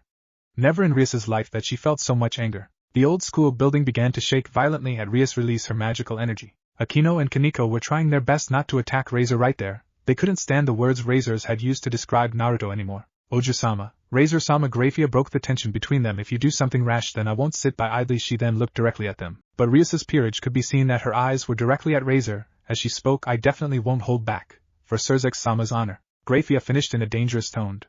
Razor could do whatever he want, but badmouth a member of her master's peerage mean badmouth the Crimson Mao, and she won't allow that. Razor paled immediately at the cold eyes and cold voice of Grafia. So, Oju-sama. Grafia called for Rias. How about you settle this in a rating game? That's right. Rias wiped her tears away and looked to Riza with hatred in her eyes. Razor, I challenge you in a rating game. If you lose, then you will have to take those words back and our engagement will be void. But if you lose you will become my wife. Remember that. Rias Razor then laughed like he was crazy. Ha ha ha. This game will be a joke. Except for your queen, the rest won't even be qualified opponents for my cute servants. We will see about that. Phoenix, NDXDO000DXDN 10 days later. Man, I'm tired. Naruto fell to his bed, after a week full of requests from the human and working non-stop. The first time in his life, Naruto Uzumaki finally felt what exhaustion means now. It had been 10 days already and he haven't returned to the Lucifer's castle and took more requests from his master. With the help of his clone, Naruto could do multi-jobs at the same time, and in 10 days, he had finished nearly 5,000 requested all over Japan. And now he would need a nice 24 hours naps, and get back to work again. Before Naruto could sleep, a magic seal appeared at the middle of the room, making Naruto's raised his head in wonder and gasped when Grafia appeared. Hello Naruto, I hope you're doing well. Ah, Grafia Ne-chan. He slammed his head back to the pillow. Sorry Ne-chan, but right now I'm too tired to make for you a cup of tea. Sorry. Don't worry about it. I'm here to deliver something from Surzek-sama to you. She took out a disc and a letter and handed it to Naruto. Make sure you watch it carefully. What's it, Ne-chan? He asked sleepily. Oju-sama's first rating game, against Razor Phoenix-sama. Naruto's eyes snapped open and he immediately sat up. He opened the letter and read it and smiled. Naruto dropped the letter down to the ground and picked the disc. Well, I will watch it, thank you Ne-chan. Not at all Naruto. She turned around and prepared a magic circle, but before she disappeared, Grafia turned her head back to Naruto. And by the way, there is something you would want to know. What is it Ne-chan? It's time for the Underworld to know who is the last member of Surzek's Lucifer's peerage. She finished with a mysterious smile and disappeared. Naruto grinned and turns on the DVD player and put the disc inside. He jumped to the bed and began to watch the video, the words in the letter still lingering in his mind. At the night, 2 days from the time you read this letter, the wedding you always wanted to crash will start. What are you going to do now? What if Naruto was Rias' childhood fiance harem? And thanks for watching my video till the end. If you enjoyed this content, then do consider subscribing to my channel. And leave a like if you guys need the next part. Comment down and thanks for watching the video and see you guys in the next video.